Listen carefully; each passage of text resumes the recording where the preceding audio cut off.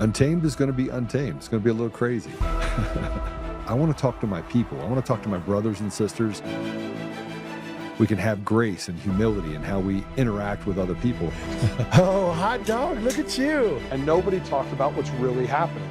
And let's have conversations about what truth is.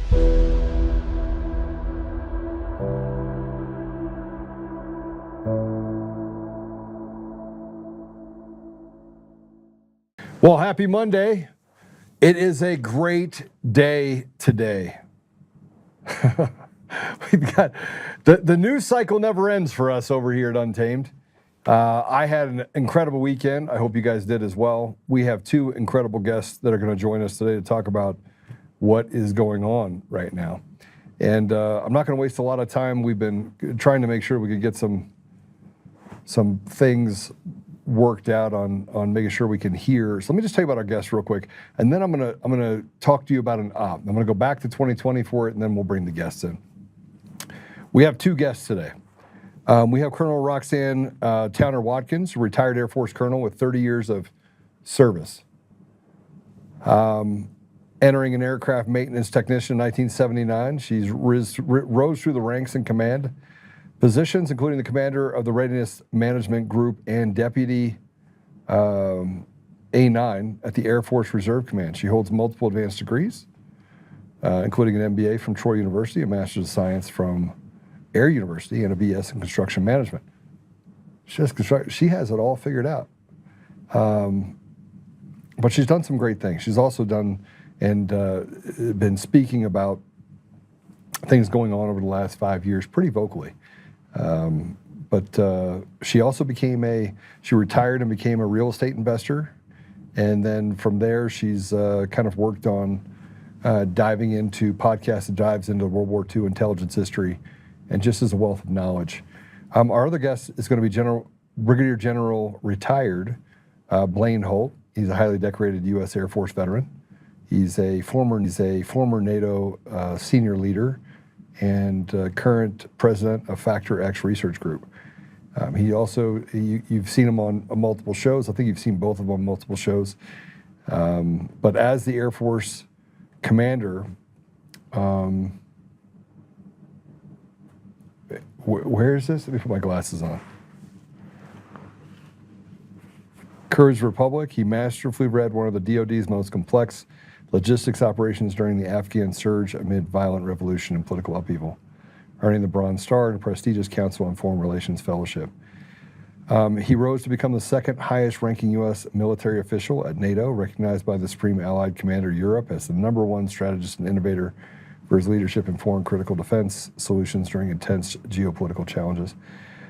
He doesn't know it, but I met him years ago when I was in D.C., working on things in the Middle East and Africa. I happened to meet him, I think, after a National Prayer Breakfast event in Washington, so I am familiar with him. But he also has entered the private sector and has done some pretty cool things, and again, a commentator on and speaker at Newsmax.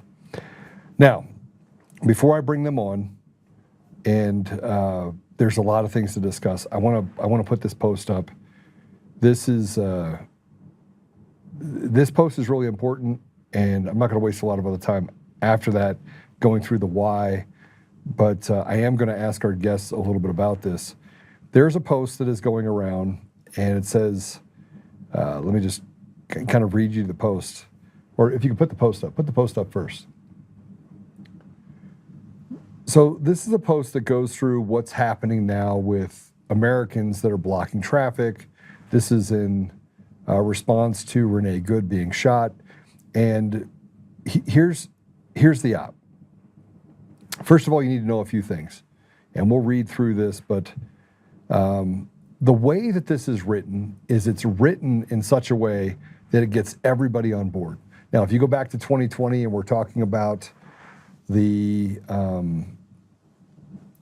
George Floyd incident, it turned from George Floyd incident to everyone wants to be on board for supporting black people and police abuse. And they used that as the poster child, but there was enough controversy around what really happened that it started to divide the country. So it was the perfect op. I mean, if you were running a psychological campaign, you would use a guy like George Floyd, a guy that was flawed 4 times the lethal limit of fentanyl in your system. You would show one perspective of Derek Chauvin leaning on the neck of George Floyd. You wouldn't give any context to it. You would use that as a way to reach into and grab the guilt of good people in this country. And what we've done with churches and things like that is we've done just that. Now, fast forward, we have the perfect storm. We have people that are Americans that are standing up for people in their community, when in actuality, that's not what it is. It's a lie. They created another narrative that said that Renee Good did not try to run over that officer, but he did. She did. And although it is unfortunate, although I don't like the outcome of it, the reality is still the same. She was given a lawful order, asked to step out of the car. She did not. She sped off. Her wheels spun. And had they not spun on the concrete or on the asphalt, she would have run over that officer. So I want to put all that aside for a second. I want to tell you where this originated from, because no one is talking about that. So this post, and I'll go back and read it after our guests are done. I've seen this post, but it's from Antifa and the PSL group who made it. Now it's hit the mainstream. So this is a post that was put up by the PSL, right, which is the Socialist and Liberation Group. Allow me to I want to be the arbiter of reality. This is what I said when I went through it. So you can just put my post up on top. It's an op. And you have to have beer goggles to think differently. I said, good people see things from the lens of what they would do to be a good person. Most people cannot fathom evil. You cannot fight evil with words. Not today, not ever. This represents the infiltration of the church and the idea that turn the other cheek is by some way the standard by which we should operate in life. This makes victims of our community and the reason that we have Satan clubs in our schools. The entire post makes good people feel guilty for having to create order. This is the same thing that caused parents to become convinced that a hard hand in disciplining your child would be counterproductive to the well-being of the child. It has allowed weakness to rule our society and for criminals to be released onto the street. It has made gangs thrive and entitlement like the ones we see with the Somali gangs in Minnesota and all other 50 states to defraud the American people. This is the same thing they used when George Floyd when they convinced many Americans that black people were somehow not able to succeed and that police are brutalizing them around every corner. The statistic, the narrative that is not supported by any stretch of the imagination. This is a dangerous and irresponsible post with a picture meant to instill fear and guilt. If you think it's not, then you're not paying attention. This is an op. If you feel guilty or feel that what they are doing is not right, but do not stand up or even say a word when a child in your community was brutalized by some illegal, you are the problem. The selective compassion is exactly why our country is in the full state of disrepair and disregard for the laws of our nation. If Americans commit sedition, they are dealt with the same way as anyone else who chooses to put illegals ahead of the interests of the people who are in fact citizens. So here's the reality. We're going to create a narrative. You can see where the news is going right now with this, that somehow we should be standing up and that we have a national crisis when we're eliminating illegals.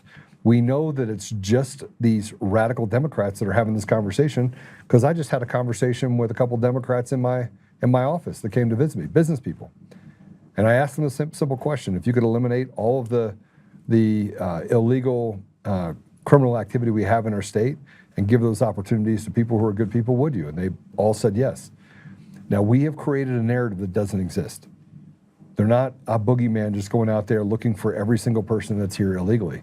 That's not the case. If you commit a crime, you're expelled from this country the same way you are in any other country around the world. So we've got a serious problem in our country, because much like 2020, they are running an op, which proves to me 2 things. One, people are not well informed. Most people are not well informed. They want to be well intended. So they're willing to do something that feels good that doesn't necessarily do good. And the other of which is that we have 2 sides of our government, and right now they're at war internally. So we have 2 factions inside of our government. You have the work that President Trump is doing, and then you have people that are on our side, say they're on our side, that are basically betraying the very people that they say that they swore an oath to protect. So with that said, I've got plenty of questions for our guests. I'm not going to make them wait much longer or any longer. I want to bring him in and have a conversation. So, Colonel, General, welcome to the show. Great to be here. Good to have you. So let me start by asking the two of you this question. Iran, what do we make of it?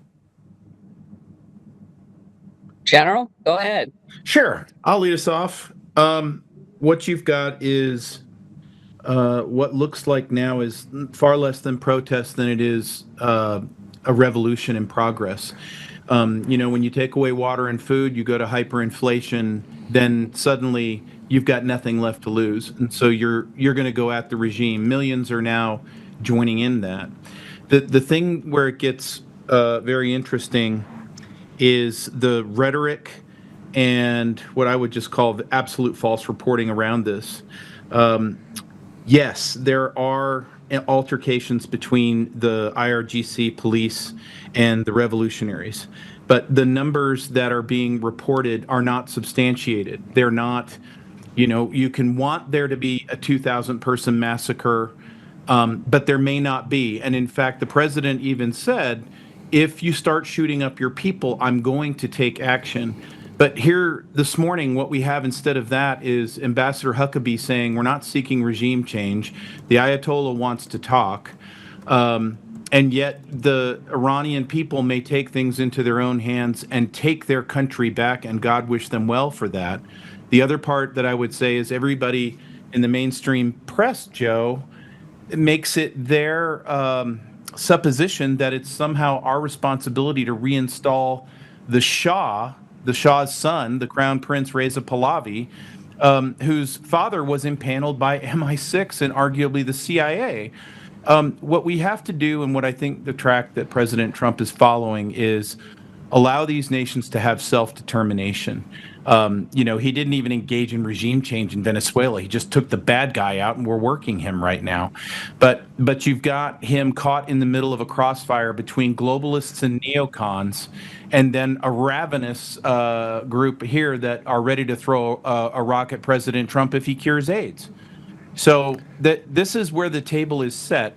This thing could go left, right, up, down from this point right now. But what I think we're going to see is an Iranian people that quite organically, maybe with a little bit of intel help on the ground, takes care of its own problems. And it would be in our best interest if it could be that way, and not just go watch more endless war in a multi-front global conflict that we're fighting with the globalists. And so I'll leave it there. And I absolutely do remember meeting you, and I've met you twice. And so that's great. Thanks for having me on. Colonel? So anytime anything like this happens, I have to admit now, after the research that I've done, I'm always suspect at the very beginning. And since I'm new to your audience, I just want to clarify something. When I talk about the CIA, I'm not talking about the current CIA leadership, because I do believe CIA Director Ratcliffe is a good guy. But I commonly refer to the CIA as the nefarious people that have constituted the CIA over the last 75 years. So my first instinct is to dig into who's over there and whether or not it's organic. Because at this point, I question all of this stuff. And to the best that I can find using the media and people on the ground over there who I follow, it does seem to be organic. Is there other countries that are present? Yes. And you have to try to discern what role that they would be playing there. Because there are people that operate under contract to the CIA that are not even under the control of the CIA. And so that's kind of my go-to, is looking for whether or not these uprisings are organic. Because as you pointed out in your post that you made, a large portion of them that I've researched are not organic at all. Yeah, I mean, this is a pretty serious problem that we're facing right now, because and I shouldn't know it. Sorry, we had to set the camera. But one of, I mean, I just talked about a completely separate op. I mean, the op that I talked about had nothing to do with Iran. Now, you say that the CIA is good under Ratcliffe and that what he's doing is great. No. I didn't say the CIA was good. I said the leadership is good. That he has in his immediate proximity. That in no way reflects all of the people that are there now, because they were all put there and hired into their current position by really bad people. Yeah, so I mean that just gets to the institutional rot that we face in any institution, and I want to come back to kind of the two things that you're talking about, like with thinking that it's organic. The problem with thinking that anything that's organic is that it smells eerily similar to what happened in 1979 when they had the coup in Iran. Matter of fact, if you were to go back and look at videos, and the first thing I did this morning when I woke up is I started digging in to what was being said in the media, what was being said in the United States, and I will tell you, and this is problematic for me, is the first thing that was said in the media was, this appears to be organic. This does not appear to be run by any sort of disclaimer. Yeah, this is not an MK Ultra project. No MK Mockingbird was used in this. Go back to your life, citizen. That's funny. That's kind of my research in looking at Operation Gladio and the instigation of regime changes and the destabilization. There's some well-known actors, and a lot of people think that the CIA, they're still under the illusion that the CIA doesn't operate inside of the United States, which is completely false. It's been proven throughout our history of the CIA that they do in fact operate here. They do look no further than the election systems. Oh yeah, no question. Yeah, they do it through their assets. And just to give you a picture of this, I would use the guy that we brought back that was a trained assassin from the CIA from Afghanistan. He's in Washington. He still has a handler. Whether or not he was getting paid, we don't know. And he shows up in Washington, D.C. and shoots two National Guard people. People need to understand the car bomb that was detonated in Washington, D.C., that killed Ambassador Lettier from Chile was done from people that were handled by the CIA. So there are operations done here. The destabilization of Trump's first term, 4 soft coups was orchestrated on Trump, and every single one of them has ties to the CIA. They killed JFK. People need to get out of the habit of thinking that destabilization in the United States is done by someone else. General? Yeah, I also think you do well when you get to the top of the rung and you look at it from the highest altitude.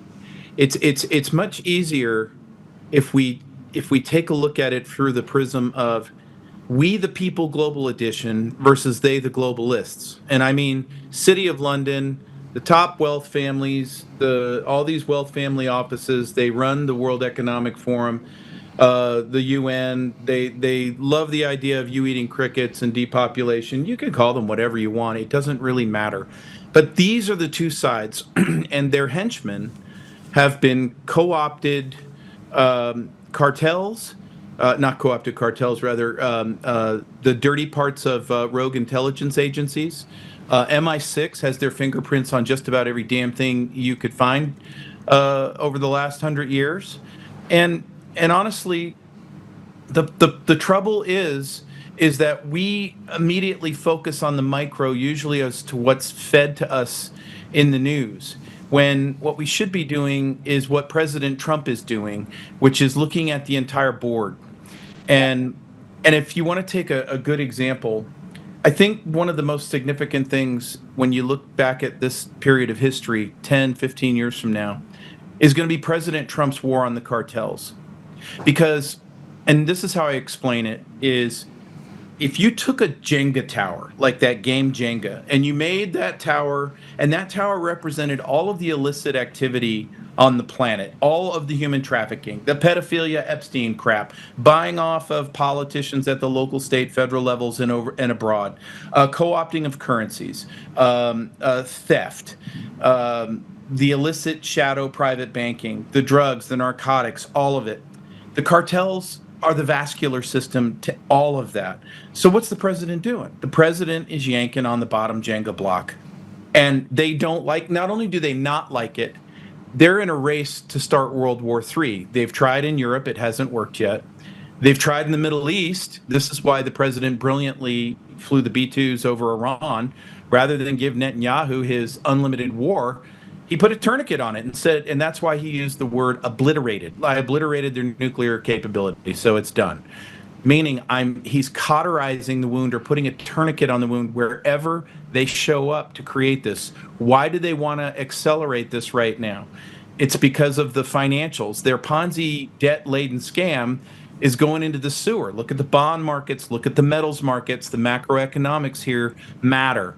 But they need a bag holder. They tried to make Putin the bag holder. They'd now like to make the Ayatollah the bag holder, or eventually Reza Pahlavi if they put him in there. Because the one thing that they've done throughout history is they play both sides. Would MI6 and the city of London back the Israelis and back the Iranians all at the same time through proxies and intermediaries and shell corps? Of course, been doing it forever. But now let's look at the golden giveaway that President Trump gave us, and that is the National Security Strategy and the Financial Stability Oversight Council document. The two together describe a world where we're going to have a multipolar world. You've heard Rubio talk about that many times. And it's going to be a world where, hey, look, this is our Western Hemisphere. This we shall defend. We're going to clean it up, and we're going to take undue influence out of it. We recognize that Russia and China also have equities here. We'll get that all sutured up. And we're not going to be sweethearts and allies. What we are is we're going to zone off and have sensible competition with each other. We'll probably have disagreements, but they're not going to be the types of disagreements that flirt with Oreshnik nuclear-tipped missiles cruising through the White House at Mach 10. So what the president is embarking on through those documents, and you're already seeing it play out in Venezuela, Iran, you're going to see it in Mexico damn soon, like hours. And that is we're going to not do this globalist game. We're not going to play the Bretton Woods game that the British got us to sign up for after World War II, or the nonsense that ended up being the central banking system in 1913 going forward. So you could actually, as a historian, you could make an argument the president is going to be responsible on the 250th birthday for actually ending the American Revolutionary War, because you know, the cool part about alternative media and shows like yours is that the scales are falling off. Americans especially are starting to see the truth. When you see Europe become full-on dictatorial and communist, and that we have no business being in NATO, you start to question things. We've been questioning since COVID, but it's accelerating. Man, that's a lot. That's a lot to take in. It's a lot for me. Yeah. I need a glass of water. You know, so Colonel, I want to get your thoughts on this, but I want to say this. I want to kind of bookend what you're saying, General, and that is, I broke bread with President al-Bashir of Sudan. I sat down. I broke bread with him. I will not, discuss what details and what I spoke with during the period of time that I was there. But it's during the time where they had the referendum vote and the split of Sudan from South Sudan. And the rhetoric and the influence by the CIA in that environment was evident. And I could talk about the other countries that I was involved in as well. And it was never the respect of the sovereignty of any of those nations. It's the CIA was looking for ways that they could create, power and money, and they could combine those two things. And they always did it through a proxy. Now, whether we're talking about proxy of Europe or the Mossad or Israel and the neo. I'm glad you brought up the neocons, because it's really hard to ignore the fact that we have factions and groups of people that are hiding behind other good people. And I will say, You have Jewish people that are hiding behind Jews and saying anti-Semitic, when in actuality it has nothing to do with anti-Semitism. It's right in front of us. We can see it. So, but I remember the conversations that I would have with this world leader, and he would say things to me, and I would be like, and I would look over at Mark, and I'm like, Mark, if this is true, then we need to go check it out. We got to go look up and we got to go to Darfur. We got to go look and see if there's actually genocide and ethnic cleansing. And every time I turned over a rock, there was another CIA clam that just popped out, right? And it became debilitating because then I never knew what was or wasn't unless I touched it, smelled it. And even then, I had to make sure I stuck around a little while to make sure it wasn't just propped up. Now you know why I made the comment about Iran. Because I've spent the last several years picking up all of those rocks all over the world. I've went all around the world, and I've looked at everything since post-World War II, and every single thing that, and again, you mentioned, I have a lot of degrees. I've taken a lot of history. I've read a lot of books, but it was always approved reading via the Air Force. You know, here's our chief's top books we want you to read. And it really turned into almost like an indoctrination. This is our history, and you need to accept it as that. Don't look any further. And what you find is when you go back and you start reading, now that we have translatable internet connections and search engines, you can go back and actually read what was happening and what was being said in those countries. And you find out that basically our entire history of what we thought was going on is in fact not true. And I love what the general said about the cutting off the support mechanisms, because and I refer to this entity that controls all of this, the international syndicate, because it's a crime syndicate. And you mentioned Sudan. What I have come to realize is this syndicate decides where the resources are that they want to control. And the intelligence agencies work as a collective. It's not like you only ever find the CIA. You don't. As the general pointed out, you'll find MI6. Sometimes you'll find Mossad. Sometimes you'll find the Korean CIA. Sometimes you find in the previous operations, the German BND, which, by the way, was ran by a Nazi, Reinhard Gehlen, which is just mind-blowing. But they work collectively together in order to deliver the resources. And they do it by destabilizing the country, generally installing a military dictator, at least somebody that they control, under the guise of restoring democracy. They've never left a democracy yet. And, you know, there's 75 years of track record there that I can just recall off the top of my head, country by country, where this has been done. And that's what they're doing to the United States. This destabilization, anytime they have a president that they don't control, they'll get rid of them one way or the other. They'll try really hard. And there's entire institutions. I ran across the Albert Einstein Institute that was ran by Gene Sharp and a special operations colonel from the Army. And they literally have it's out on their website. They brag about it. They have video of how they go in to take things like Antifa, like BLM, and they train them to destabilize. These people are trained by professionals on how to orchestrate it. They did it in Bosnia.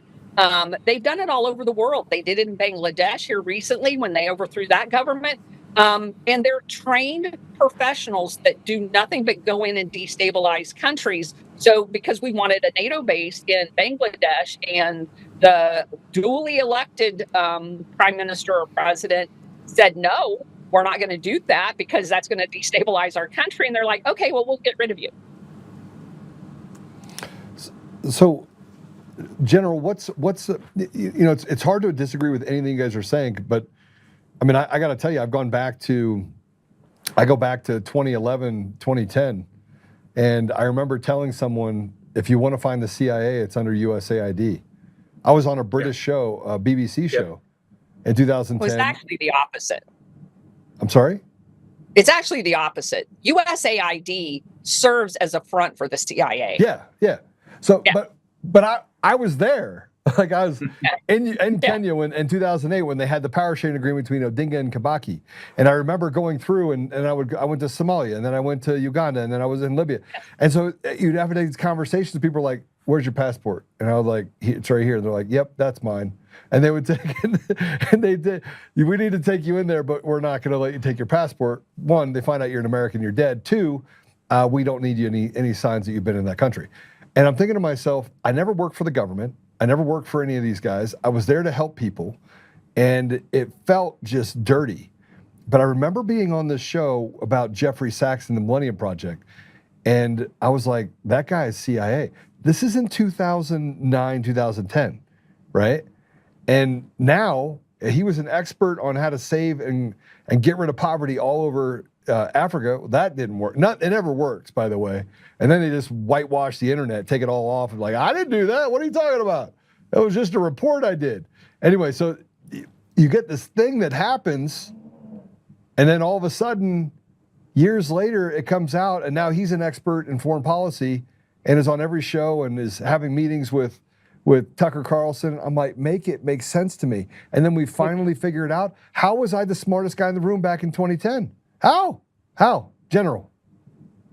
Look, that's a golden period of time. That's when I was in Kyrgyzstan. And I have a prime example of this. I was the naive Iron Colonel who went in there to save the base. My base was the world's largest bed and breakfast at Manas. We were serving up 15,000 meals during the surge. We were providing a third of the air refueling gas over Afghanistan. But the kids from the other side of the of DC, I guess they had a color revolution planned, and they didn't want to inform me about it, even though I got to meet with them once a week. And it was looking back that I started to see their fingerprints on things. I fought the good fight during the collapse of that country and the massacre that happened in Alito Square. I had absolutely gone into, 9 months before the revolution, I learned Kyrgyz. I was making speeches.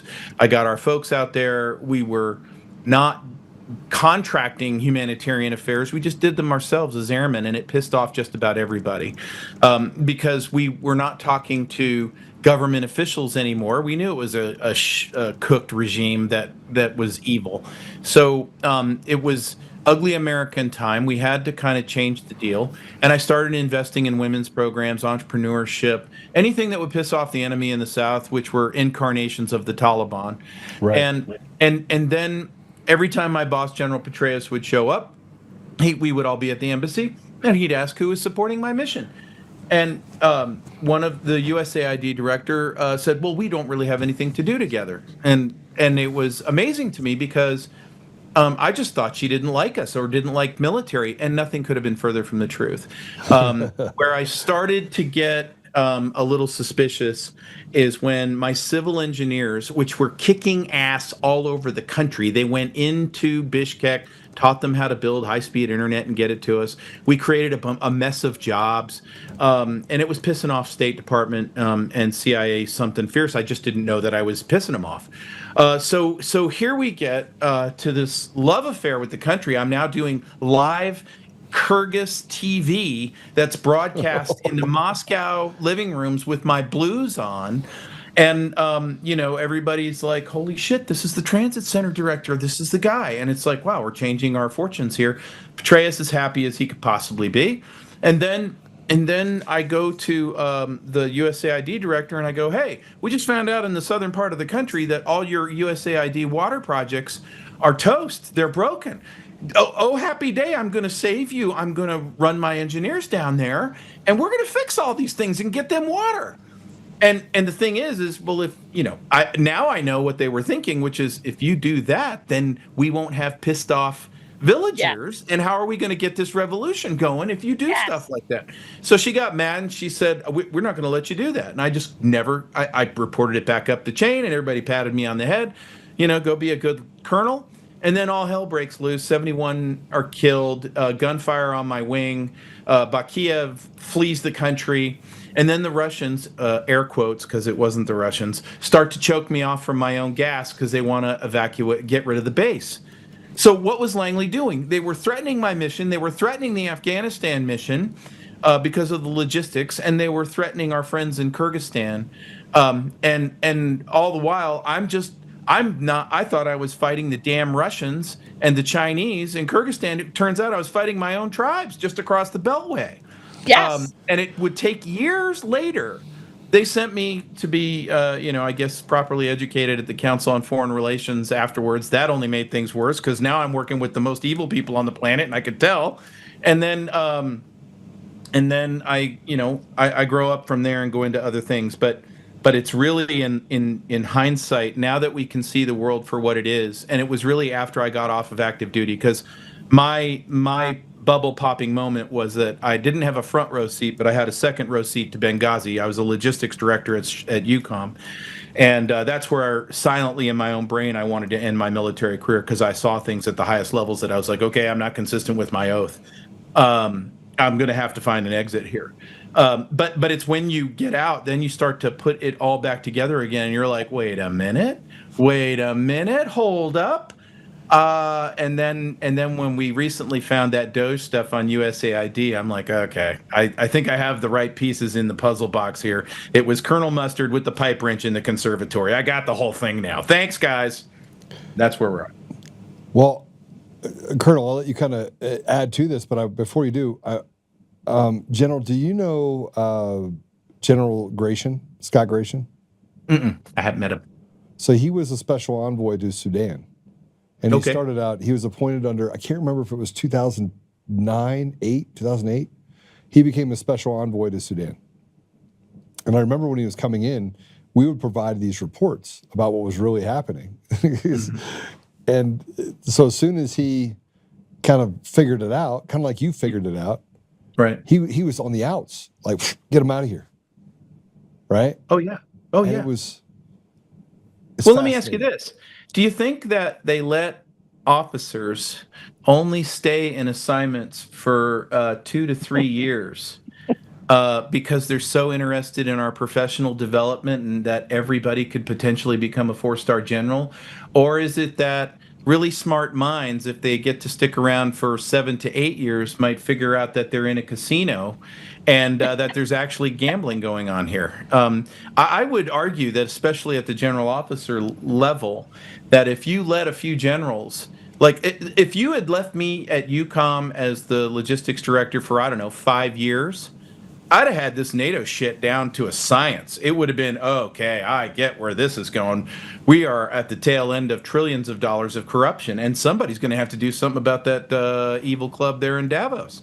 That's where that was going to end up going. But what they do is they're like, okay, well, we got to get you this experience so we can consider you for bigger and better. Well, eventually bigger and better is do whatever the hell you're told, and you'll get your board assignment at Billy's defense company, and you'll make 400 large for 3 meetings. And that ought to be done away with too.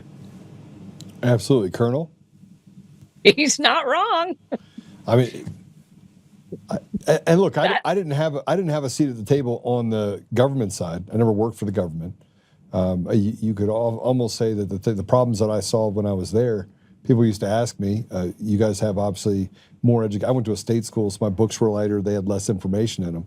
But I was really good at solving problems. And but the things that you're talking about, I saw. Like, I saw those things in real time.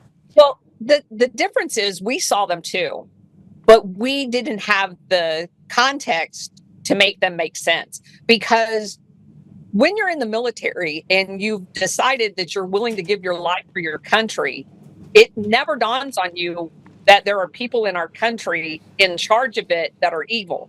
Because if you did, you'd have to leave. So you go along through your career with the assumption, and you're told constantly, reinforced with all of our professional military education, we're the good guys.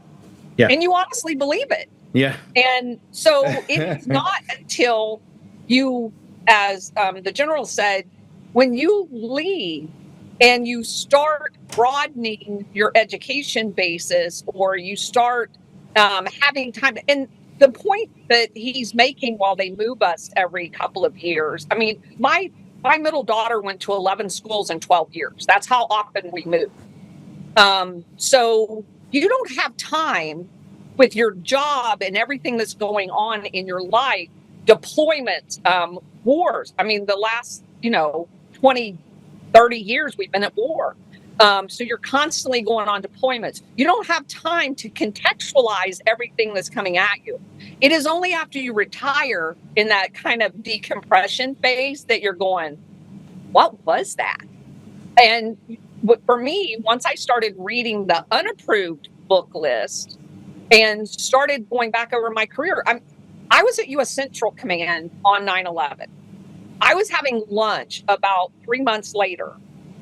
So, around January 2002.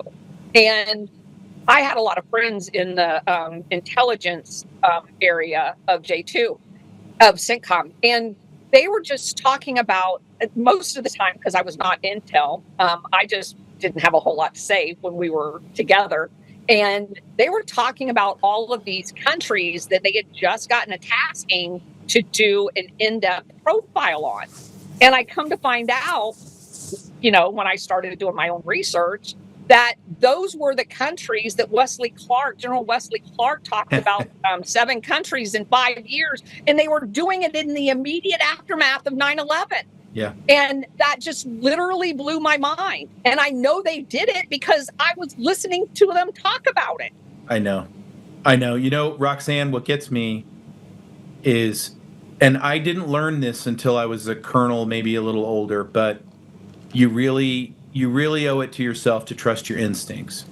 And when you're a young major or a young captain, you just don't. And drinking the Kool-Aid.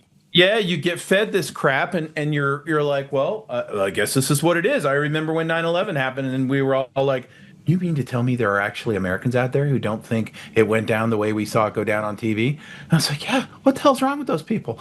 And it's like, now it's like, what the hell's wrong with me? But when 9/11 happened, and I was a war planner, baby lieutenant colonel at European Command, my first time there. And I remember talking with others before the actual concept of operations came down to us about what the hell we were going to do. And all I was thinking my entire time, probably because I'm an airman, but I was thinking, okay, this is a global war on terror. That means we got to be everywhere all at once. Very small, limited operations with big effects, lots of asymmetric warfare. We're probably going to be doing a lot of electronic crap, sneaky Pete cyber stuff. And then the Army boys across the desk were like, no, we're going in with big, massive invasion forces. We'll probably start with Afghanistan, maybe Yemen, but definitely somewhere along the path, Iraq's going to get it. And I looked at them like, okay, you guys are Looney Tunes. That's nuts. This is a global war on terror, kids. So we're not going to go spend all that money, and we're not going to go have anchored in armies. We would never do something. That's just dumb. We can't win that way. And then here comes the plan. And we're like, whoa, hey, what are we doing? But General, who's coming up with these rules? Who's actually the one that is creating all of this chaos? Because I look at the government apparatus. It was cooked. And this brings me back to the 1940s, 1950s with the Wizard of Oz. It's real. I mean, if you look at the Wizard of Oz, that's a really good analogous to it reminds me of, there is someone behind the curtain. Who is it? There is. So you're completely correct. And this comes out of a thing called the National Security Council. And so what happens is you can have, and in the Pentagon, we have the best planners in the world. I mean, you want to go find the ghost of von Clausewitz, go to the 5-sided Wonder Palace. You'll find him. Right. You just got to go to cubicle 85 on the D-ring and you'll find him. But the I got you.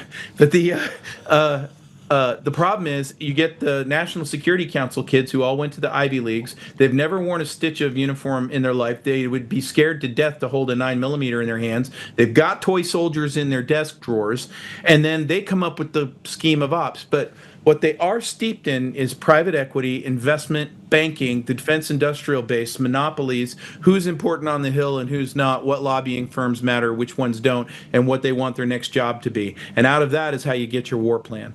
So the war plan that comes down as tablets from Moses is thou shalt build 130,000 force army, and after a really cool special ops opening, we're going to really get after these people, and we're going to get the Taliban out of the 9th century and into the 10th century.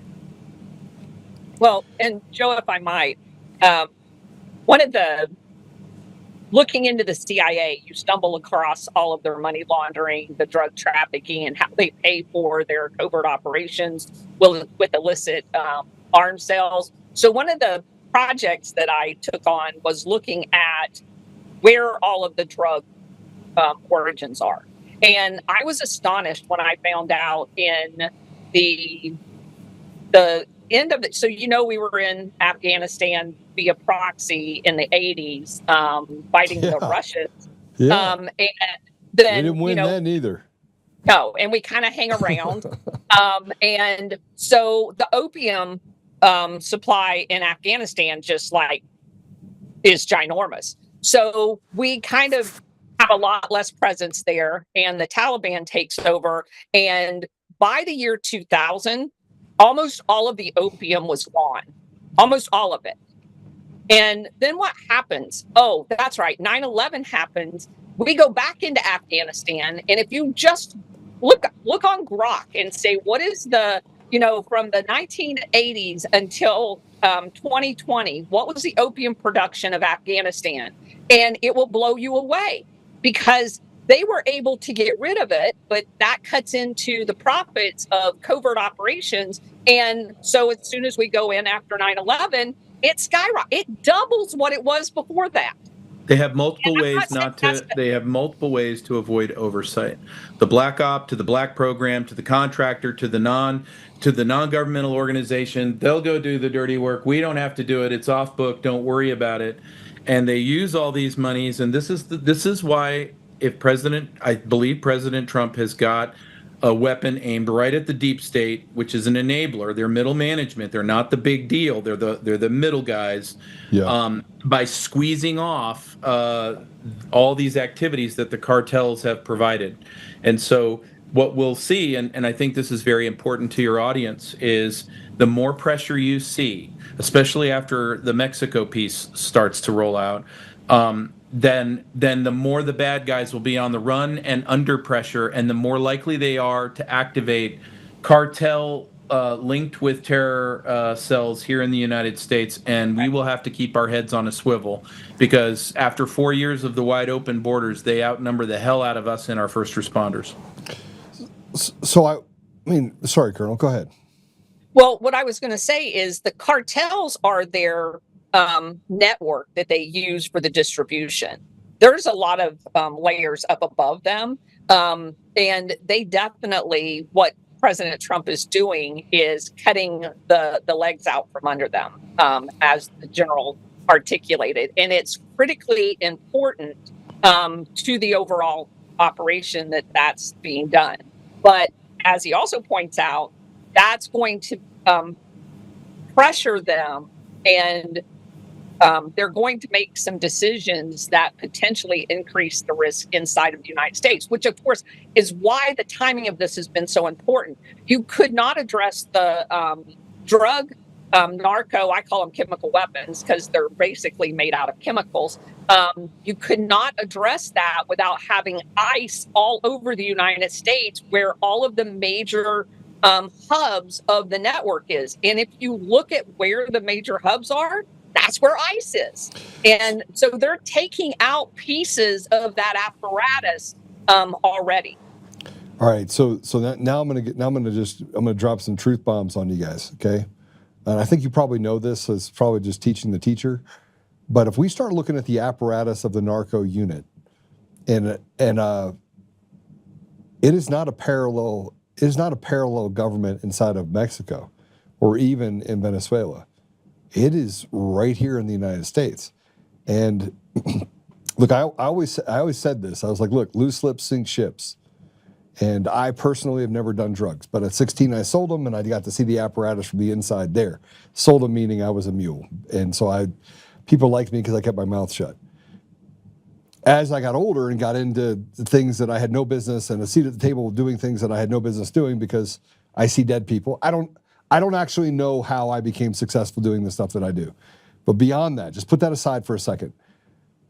There's been many times that I've sat at the same table with politicians, senators, reps, state, federal, people in government that are doing a line of cocaine. I mean, if you want to talk about the apparatus itself, the supply goes to people at the very top. So That's how right. do you?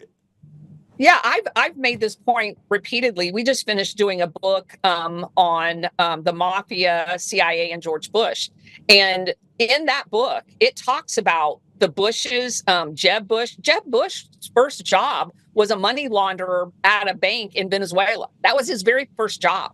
Yeah. I'm very aware of how connected. Lloyd Benson, the entire savings and loan debacle of the 1980s was a money laundering operation for the mafia and the CIA. Yep. So I'm very aware. And it was all of the politicians in Texas. It was Jack Kemp. There's so many politicians that are involved in this. Orrin Hatch is mentioned in there. So I'm very aware that the controllers and this international syndicate that I talk about, prior to President Trump, the only drug cartels that were ever taken out were competitors that were doing shit that the CIA didn't like. That's it. That was our war on drugs. So this becomes a much more complicated deal because if you go back to the Kennedy era, that's why Kennedy got assassinated. Exactly. Well, there's a big Israel piece in there as well. All right. Well, General, please tell us, because I think I know where you're going with this, and I agree with you 1,000%, but you have more knowledge on this. So whenever somebody says, well, what about this intelligence agency, the CIA, or what about Mossad, or what about MI6? My question, I always answer with a question and say, really, which one do you mean?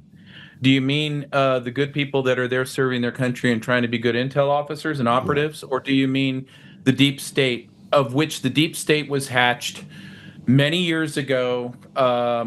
You could argue that it really came into its being in the early 50s. But when you get to the Alan Dulleses of the world, the guys who Alan Dulles is just an absolute psychopath. And as the founder of the CIA, he had little or to no use for the Constitution. And they had a marvelous time as long as the presidents would play ball for them. Eisenhower warned us about this as best he could from his podium at his farewell address. Well, he didn't, JFK saw this well enough and good and understood that his desire to dissolve the CIA or severely limit its powers, his desire to curtail Israel influence with its lobbying arms in our politics was problematic. And so they started building files, and eventually they built an operation. And I hope the actual truth does come out one day, but it probably is just like everything Epstein right now, where, we can't show you that because you might understand that there's a hell of a lot more going on here than just sex or pedophilia, as if that weren't bad enough. But we can't have who's paid off in D.C. and who's co-opted and has been for years, because if everybody understood how many people are owned, you might ask deeper questions. So my thing is, I think the deep state is a very good term for a transnational organization made up of rogue intel assets and their shadowy overlords. So I'm going to push back a little bit on the Eisenhower comment. That's fine. Eisenhower is the guy that hired Alan Dulles and John Foster Dulles. Mm-hmm. He is also the one that overthrew Iran, and he is also the one that overthrew Guatemala. I don't think he was warning us about it. I think he was telling us exactly what he did. I'm not sure all of that. So where I would come back at you, Roxane, in the nicest of ways and the most polite, genteel of ways. This is fun. You don't have to be gentle with me. is that, I think there were coercions in Eisenhower and his presidency that did not allow him the latitude for whatever reason. If you told me that, if you don't take this particular action, we're actually going to kill your daughter right in front of your face, I don't know what I'd do. I don't know how I'd react to that. And I don't know how Ike would have. But I want to take you back even further when he was a general. Patton gets killed. Patton gets murdered. Not a car accident. Everybody assumes the Russians did it because Patton said, well, maybe we ought to just rally up the Nazis and go get the Russians. But let me posit a different outcome. What if Ike and Patton, who were very dear friends, I mean the closest of Yes, friends, they were. started to understand the city of London and all of its complexities and what Wild Bill Donovan was really doing there? And what if they understood the nature of Paul Nitz, and I know this firsthand, from, at least from his daughter. I used to be friends with George Kennan's daughter, Grace Warnicki Kennan. They perverted everything he said in the long telegram. It's not what he meant.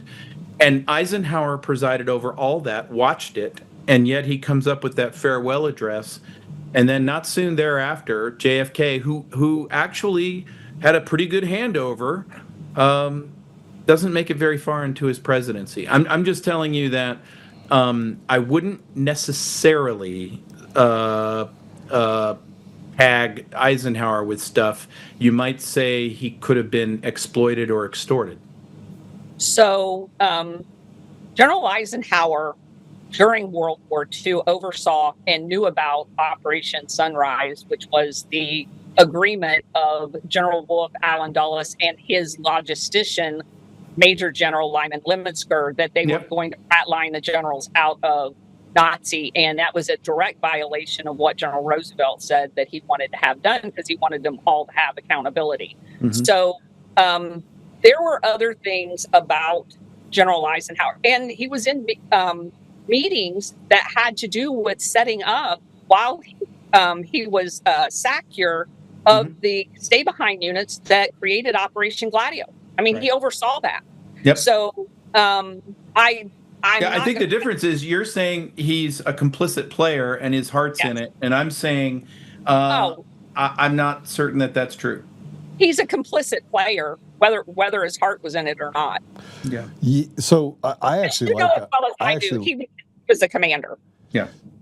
So people are complicated when it comes to leadership. And I know I am. Yeah.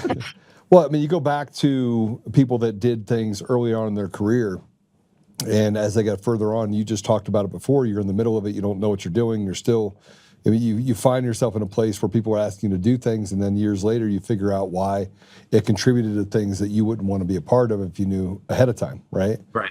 And in part, that's why I brought up Scott Gration, General Gration, is because he went through that same deal, but he was very polished, very good at listening, and very good at then instituting, or, you know, we call it war rooming or playing chess after the fact. So I've done a lot of research, and I've read a lot of books about Eisenhower, and very complicated man, frankly. Yeah, absolutely. But you know, if you look at the fruit of his labor during his life, you know, he got in trouble several times for going against the grain of what you would consider the deep state, if that's what it was back then.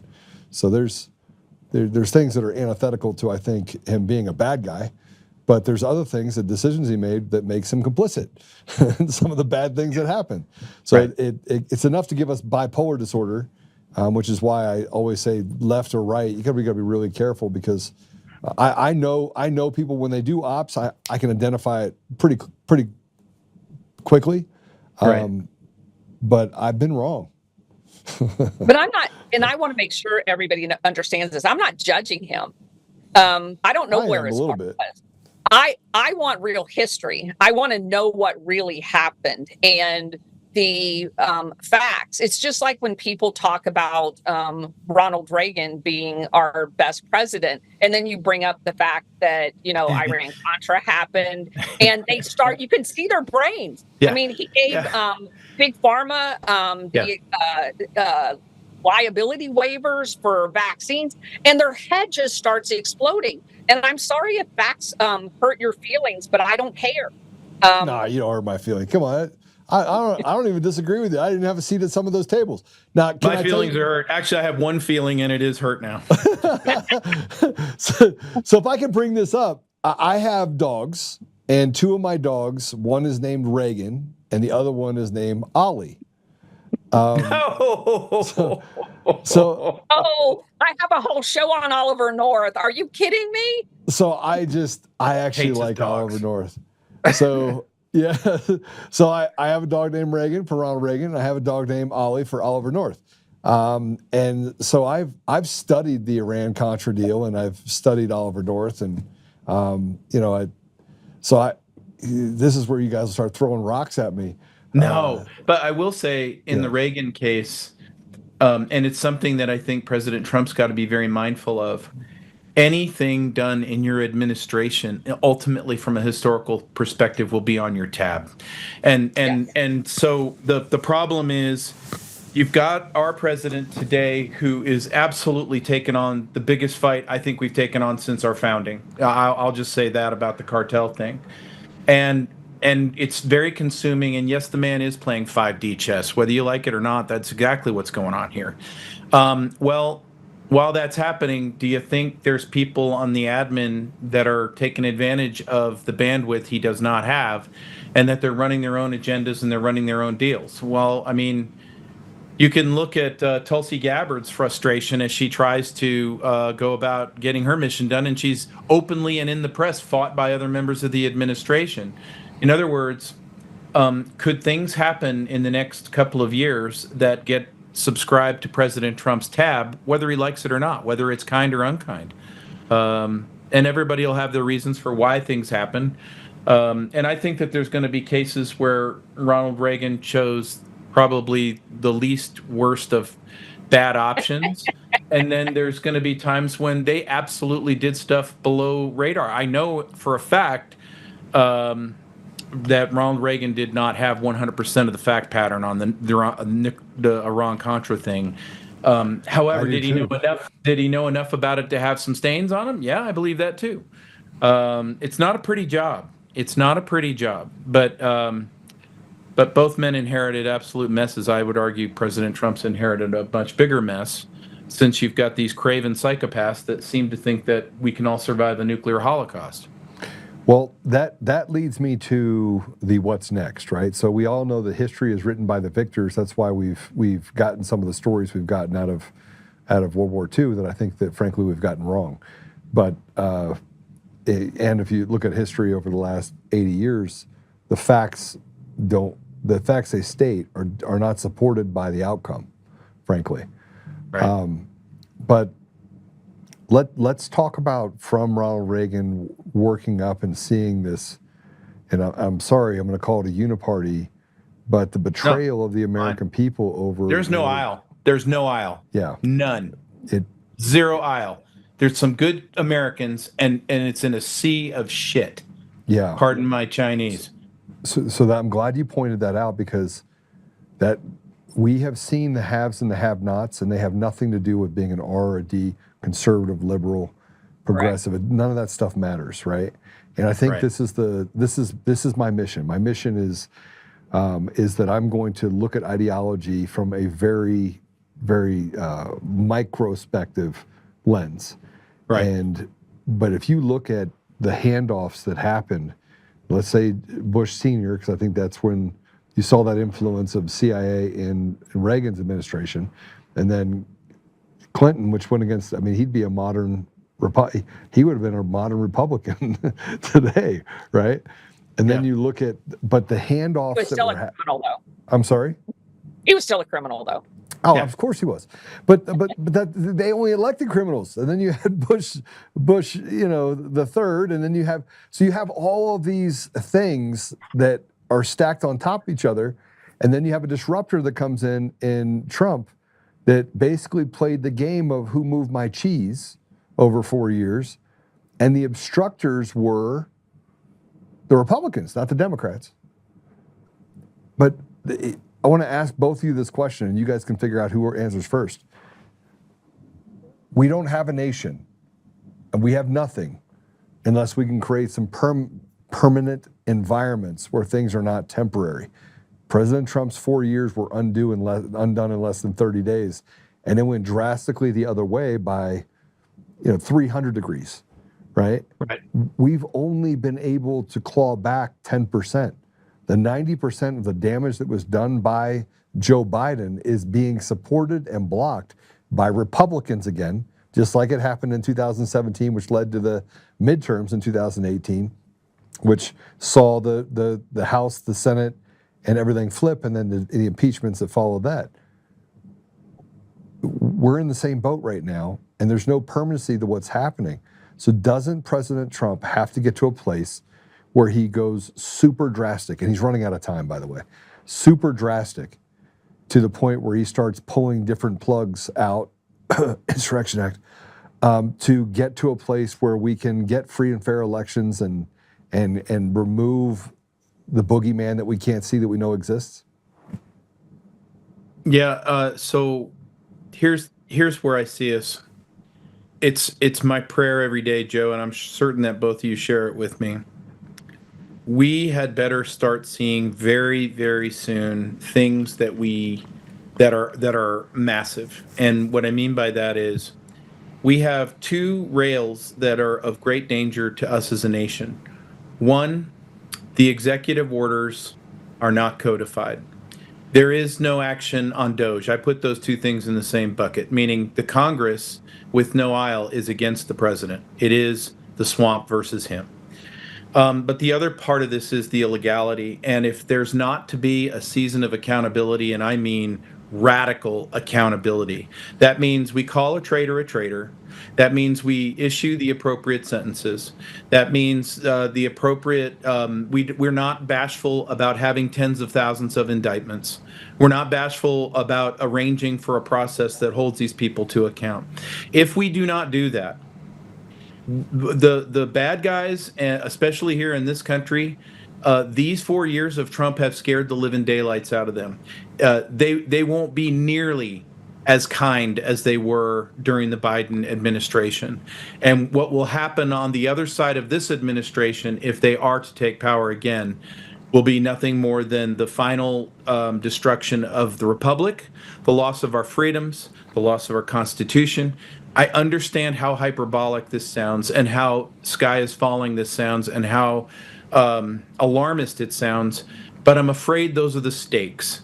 And if you don't have the courage to at least call the stakes what they are, then we're already in real trouble. And so those are the areas where we are way far behind the timelines on what's required to get to this.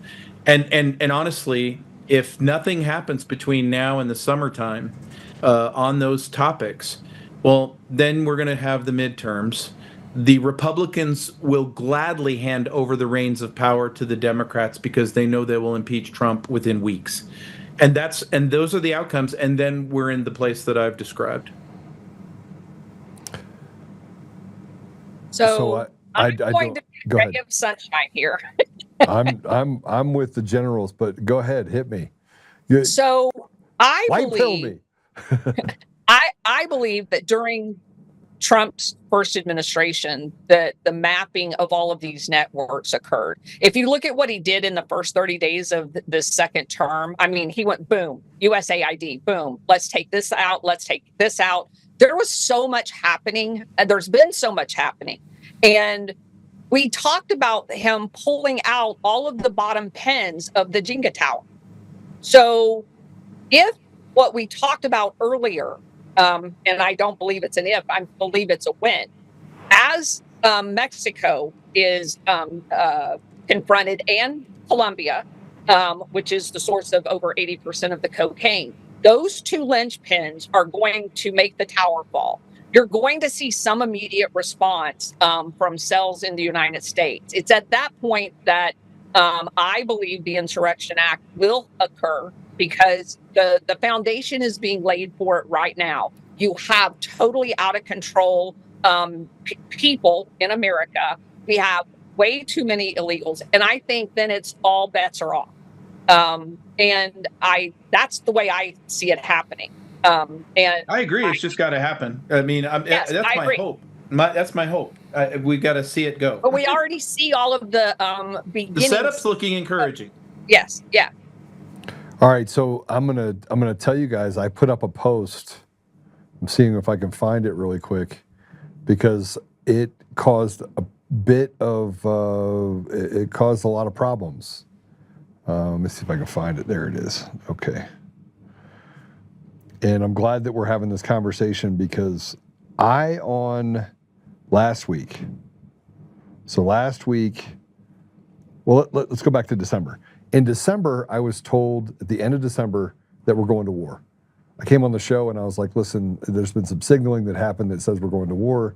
You had something that Elon said to somebody else. Somebody called me and said, Joe, you have no idea what's about to happen, but you're going to be happy. And I was like, oh, okay, great. That's awesome. So I came on here and I'd relate it because I said, I said, what can I say? Because I do believe lose lips sink ships. I think we have a responsibility not to do anything that could be harmful, that's true. right? Yeah. And so I said on this show that we're going to war and that we need to prepare for it. Now, nobody saw us reaching into a sovereign nation and plucking out the leader while eating Skittles.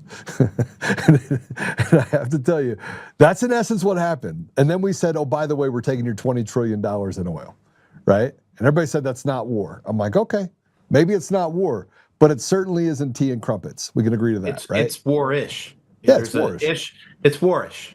Yeah. You say what you want. That's pretty drastic. It's an operation. I mean, 2 weeks before that happened, Xi Jinping and Putin were both in Venezuela. So I think it's pretty gangster to walk in there and be like, gotcha, now what? Yeah, well, they cut a deal. I believe there's some communications with Moscow and Beijing before the whole thing went. Well, if you go back in time, Rick Grinnell was over there right after Trump came in. There's all kinds of communication that has indicated that there was communication and that they were going to implement basically a continuity of government in Venezuela and tag. Yeah.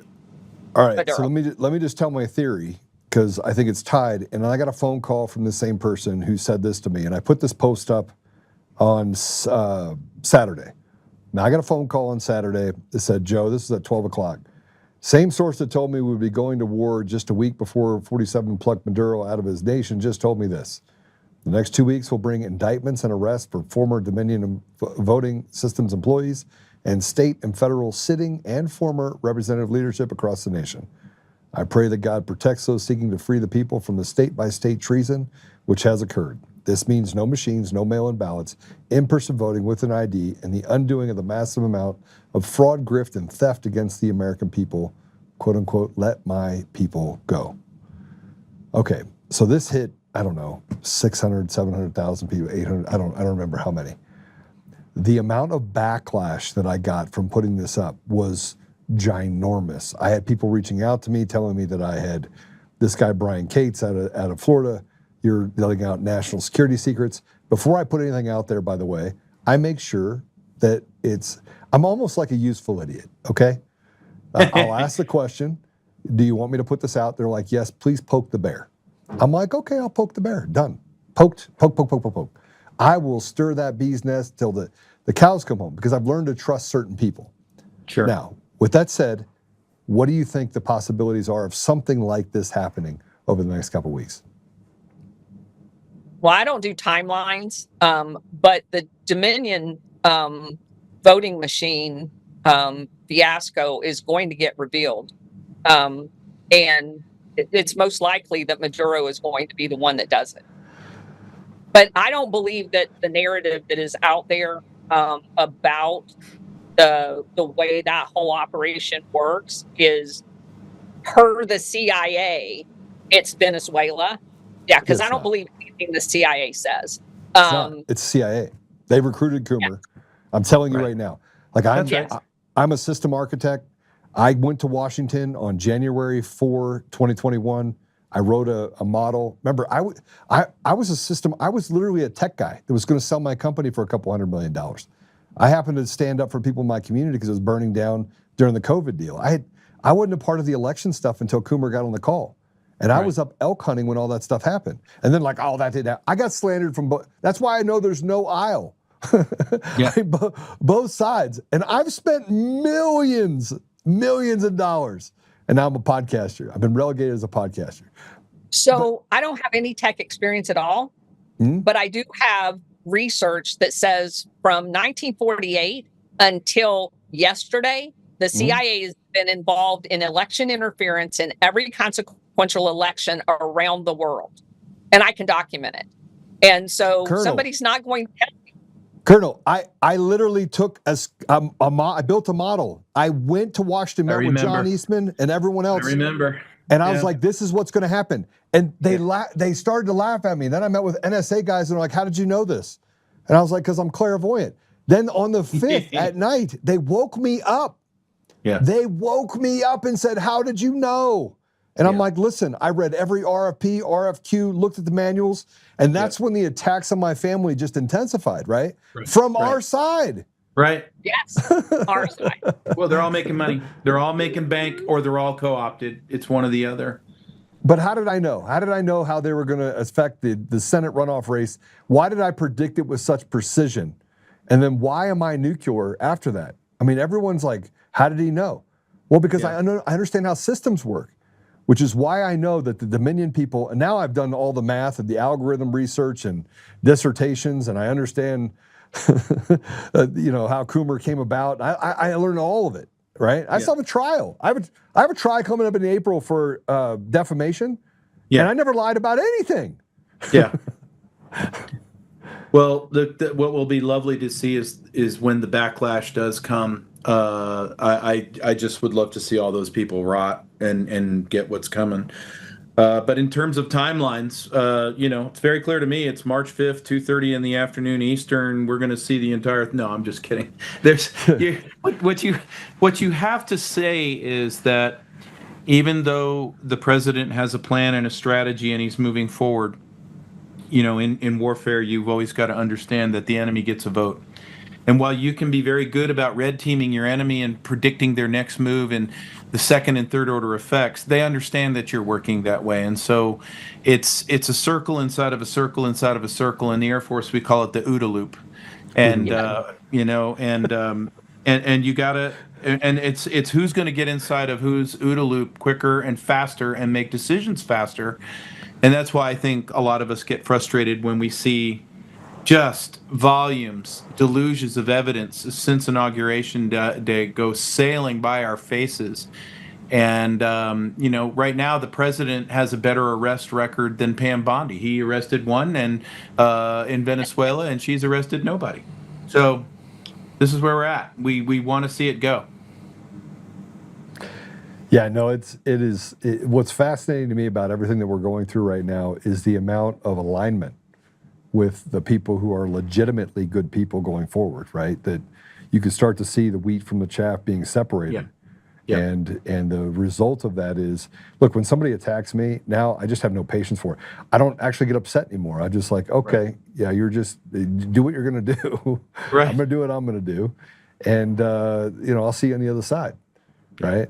But it is, we're in a really amazing place. Hey, listen, I appreciate you guys coming on. I have loved this. General, I wish you didn't have that. Sorry. Newsmax. We're working on it every day.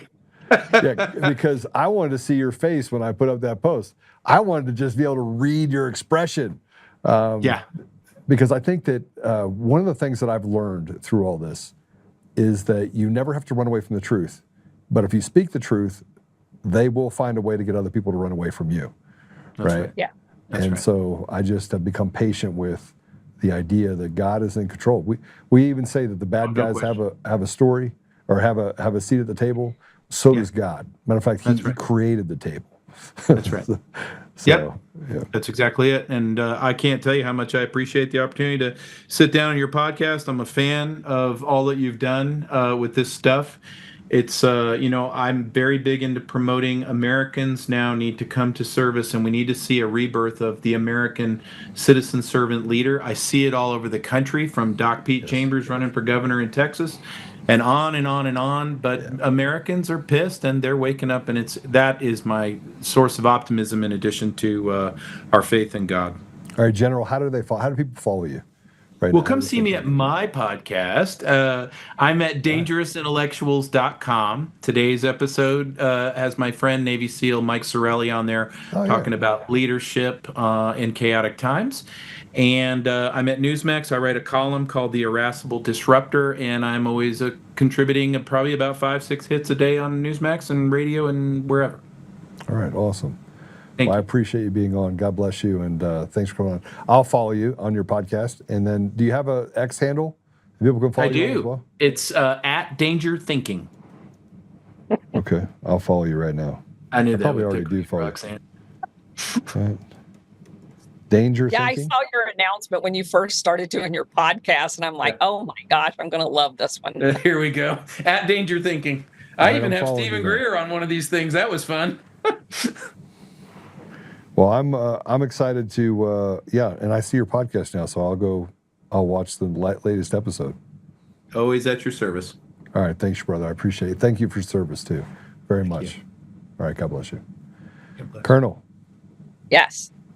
How do people follow you? I do a Monday through Friday at 4 p.m. normally when I don't have an awesome invite like this.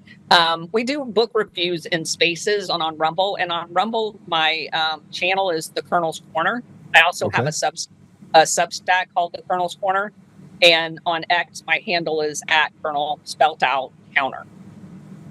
At Colonel, what is it on X? It's Colonel spelt out, not abbreviated. Towner, Towner. Oh, I was following you already. Oops, I just unfollowed you. Then I just refollowed you again. Sorry. Now I'm following you again with the follow. Awesome. All right. Thank you. Thank you for your service. Thank you for just all the work that you've done, and thank you for just staying committed, right, to the people. I think that we are in a weird place. I have started to take my baseball bat out less and just recognize that we're kind of all on the same team. And then I do smack people like Brian Cates around a little bit because he's like, national security secrets. I was like, you have no idea what that means, right? So it's always fun. It's always fun. But thank you for coming on. God bless you. Sure, no problem. Thanks for having me. All right, take care. This was an amazing interview. I loved having them on. I loved having them on because of the amount of knowledge that they have. So you must go follow them. And then you have the Colonel's Corner on Substack. Go there as well. I was already subscribed to that, so I get the emails. And if you could contribute, obviously on Substack you can contribute to that as well. And then in General Holt, please make sure you take the time to follow him as well and to watch his podcast. We are, as we talk about some of the things, I'm going to go back to this for a minute. We talk about this timeline. I think it's really important to understand that although my friend said within the next 2 weeks, I think about things as timelines being fluid. I hope it's 3 days, frankly, but we don't know. We just don't know. We don't know what time will allow. I certainly was disappointed when we went into the first of the year and nothing happened. And I was like, and I wanted to call my friend and be like, you dogged me. And then all of a sudden we plucked Maduro out and everyone acted like that was not a big deal. Like the media thought it was not a big deal. CNN didn't talk about it. It was like a blackout of all sorts. And we reached into a nation and took out their leader. And you saw a quiet come over radical leftists and people in Congress. Not just though on the left, it went quiet on the right too. And it's really important that you understand signals, and signals are really important. It's sometimes when I was overseas, I was learning on the job. So someone would ask me to go in and look at something or fix something or look at this project or that project, or hey, this is what's happening with Bashir and this is what's happening in Darfur, and hey, this is what's happening in Somalia. And so they just say, Joe, can you take a look at this? And I would look at it, and it was mostly a test. Like, I wonder if this guy can figure this out. And I typically did. I could solve problems. Don't ask me how I did it. I don't know. But I was enough of a threat to that deep state that we started talking about because of the conversations I would have, and I was articulate, and I would just read books. But I became really, really good at seeing signals. And I was more concerned about the things that people didn't tell me than what they did tell me. And it's the idea that when you walk up to something and you could see people pause and then they'll move around it. I even do it. Everyone does it. It's human nature. Those are called signals. So you walk up to a story and then you basically cut out a part of the story and then you continue. That's usually what you want to look for because that bore the most fruit. It would tell you what the underpinnings are if you're dealing with a social conflict or a tribal dispute, or we're talking about the transfer of oil or oil proceeds from Sudan to South Sudan, or even things related to sanctioned nation status and Kanana sugar, which is a part of Sudan. Most people don't know this. And the different agreements that they had in different countries, or how does Dubai play involved in this? How does the UAE, and there's Qatar, and so you had all these different pieces. And I would sit in these rooms and I would just try to read signals, and then I would go back to the United States and I would listen to the news to get those signals. And typically that was how I would come to a conclusion on what the best path forward was, because I could then say, all right, if a signal's here and a signal's here, that means that these people, called triggers and identifiers, they have different things that they need. And so let's try to fit them together so that we don't have conflict. And war happens when people have the same outcome, but they're diabolically opposed. That's when you get into war. So I didn't mean to teach the teacher or walk through that, but it's really important that as we start looking at signals now, the signals are pretty obvious. It's obvious. Our government, inside the government, you heard the general. The general said, there is no left, there is no right. There is the American people on one side, and this agenda that President Trump has very clearly laid out, and then there is the evil that has already been captured.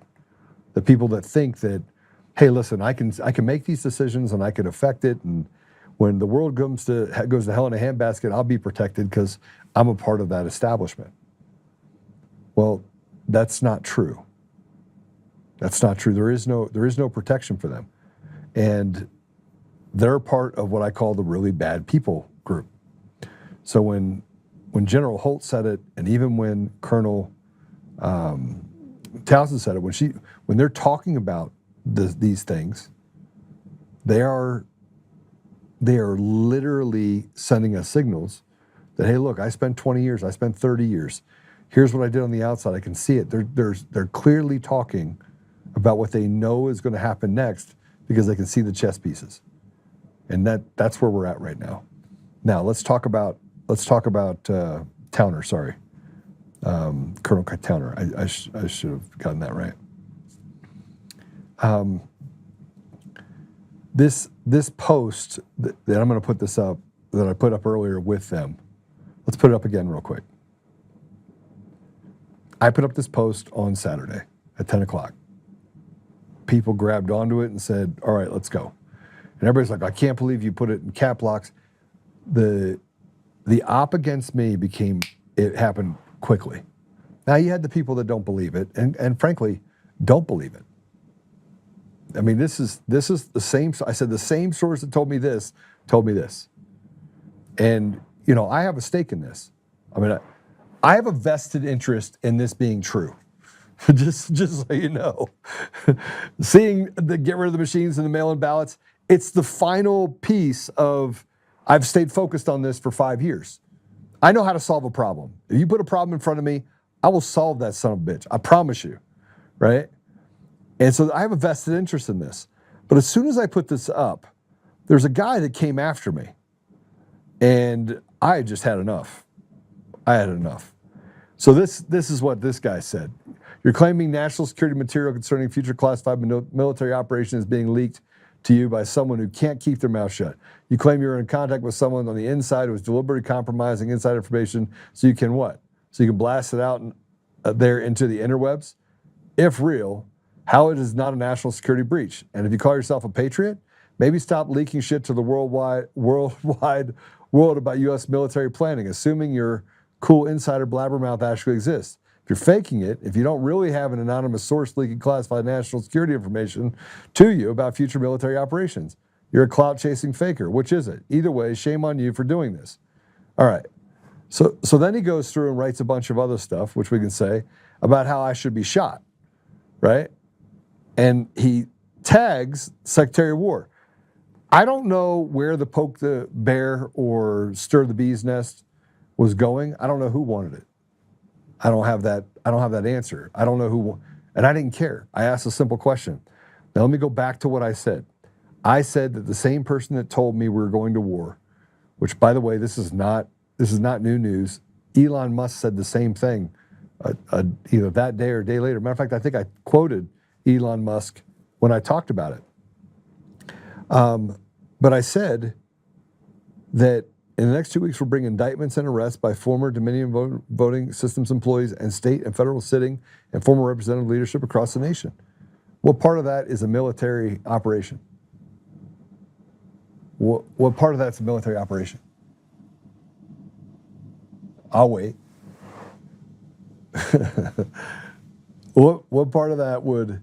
I think that I know why they wanted to poke the bear.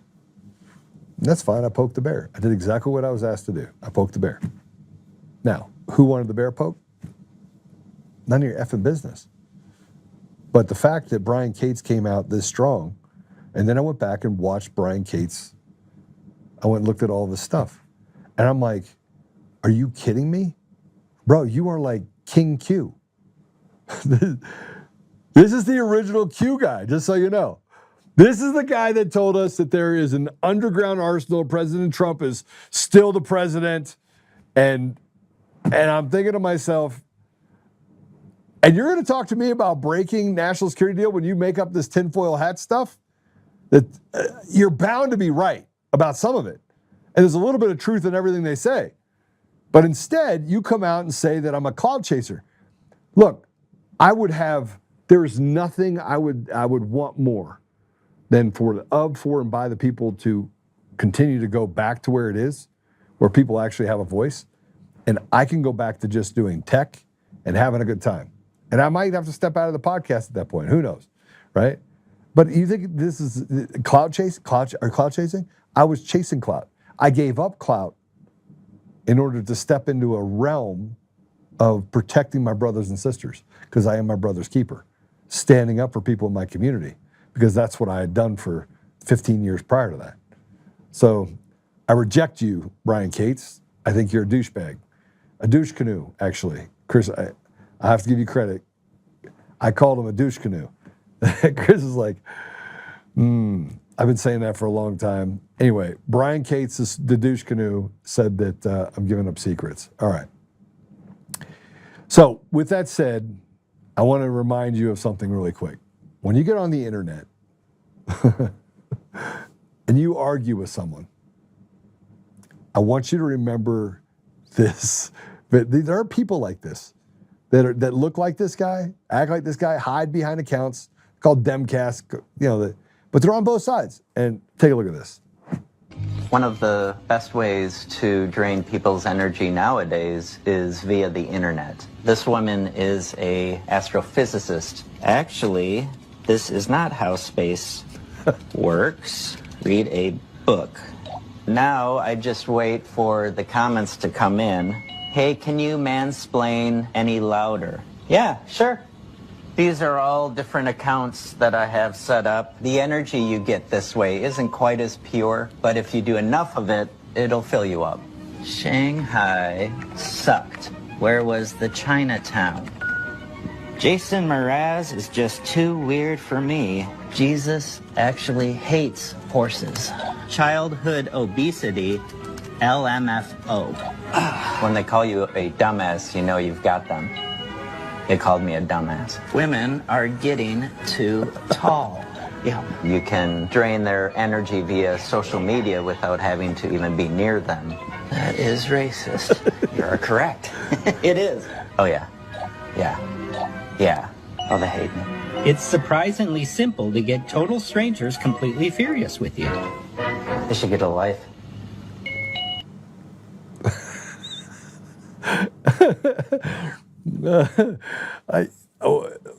I have new meaning. I got past the part where you actually care what people think now, and I just care about my people, and I'm going to stay focused on that.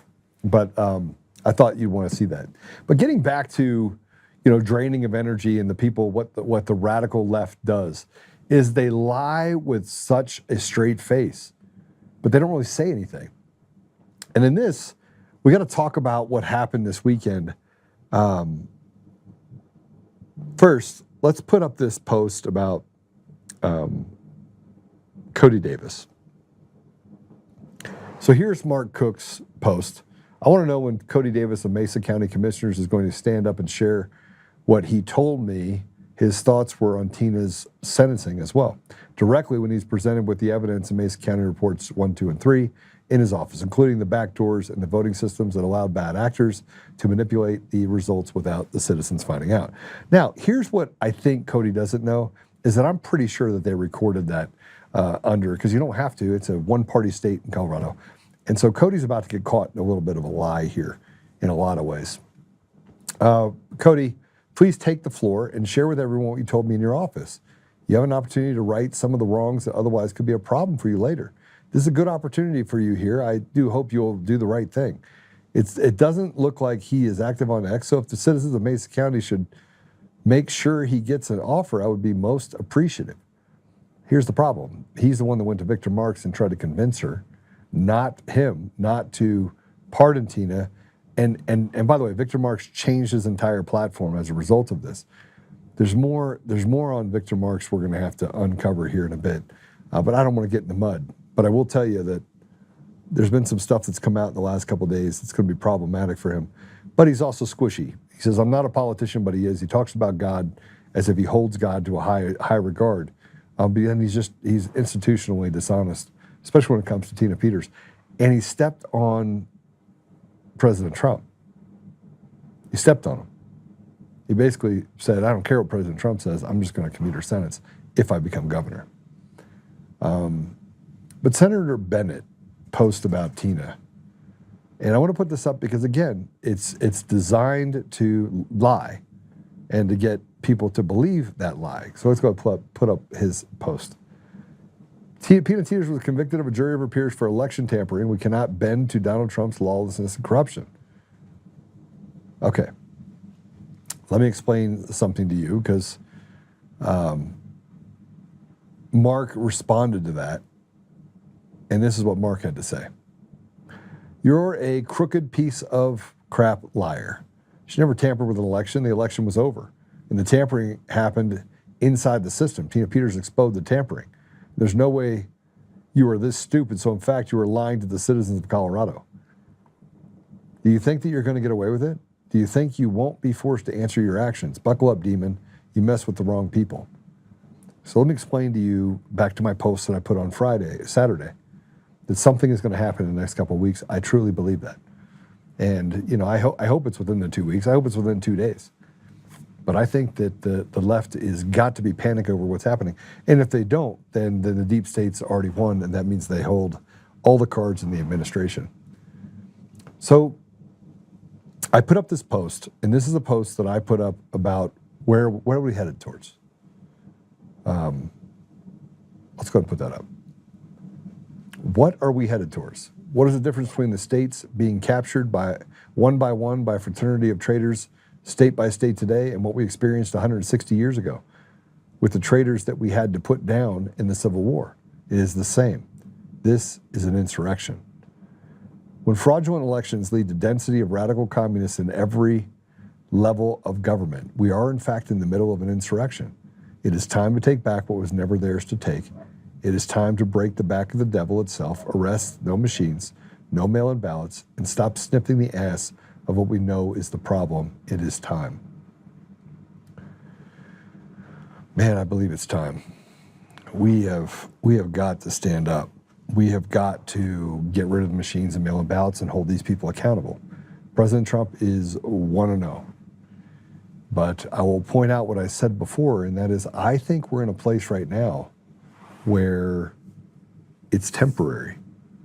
Everything that President Trump is doing right now is not supported by this singular aisle that exists in Congress. And President Trump took a couple shots at people that then stepped away. Marjorie Taylor Greene, right? We see what's happening with some other people, and I have to tell you this, Mr. Trump, or excuse me, to President Trump, I apologize. I did not say Mr. Trump. To President Trump, that maybe people that are inside your circle don't want you to like certain people because they truly are the alliance and the people doing the good work for you. I do know that this is the case with me. I have been attacked by people that said that I am not America first or I'm not MAGA. No. I'm a guy that would support and take a bullet for President Trump. That's what I would. But I'd also take a bullet for any American that was out there that somebody tried to do harm for, or to. So I want to talk about President Trump really quick, because I talked about that post and I said, here's my problem. And we have to be honest about it. We have people that are putting posts out. Let's go back to that post. Before we do this, let's go back to that post, because the left just went unglued, and that's the Ray Richards post. So let me read the post to you with the picture. Put the picture up first of the military man.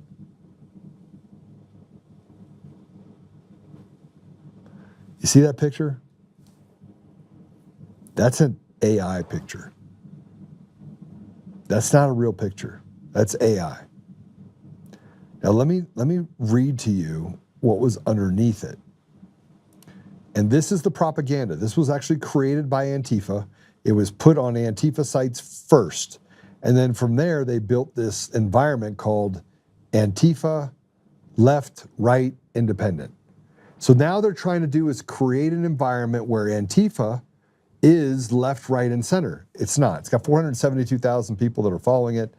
And what people are doing is that they're grabbing that and they're putting it out there. This one was put out on January 8th by Ray Richards. I need to say something that has been bothering me for a while.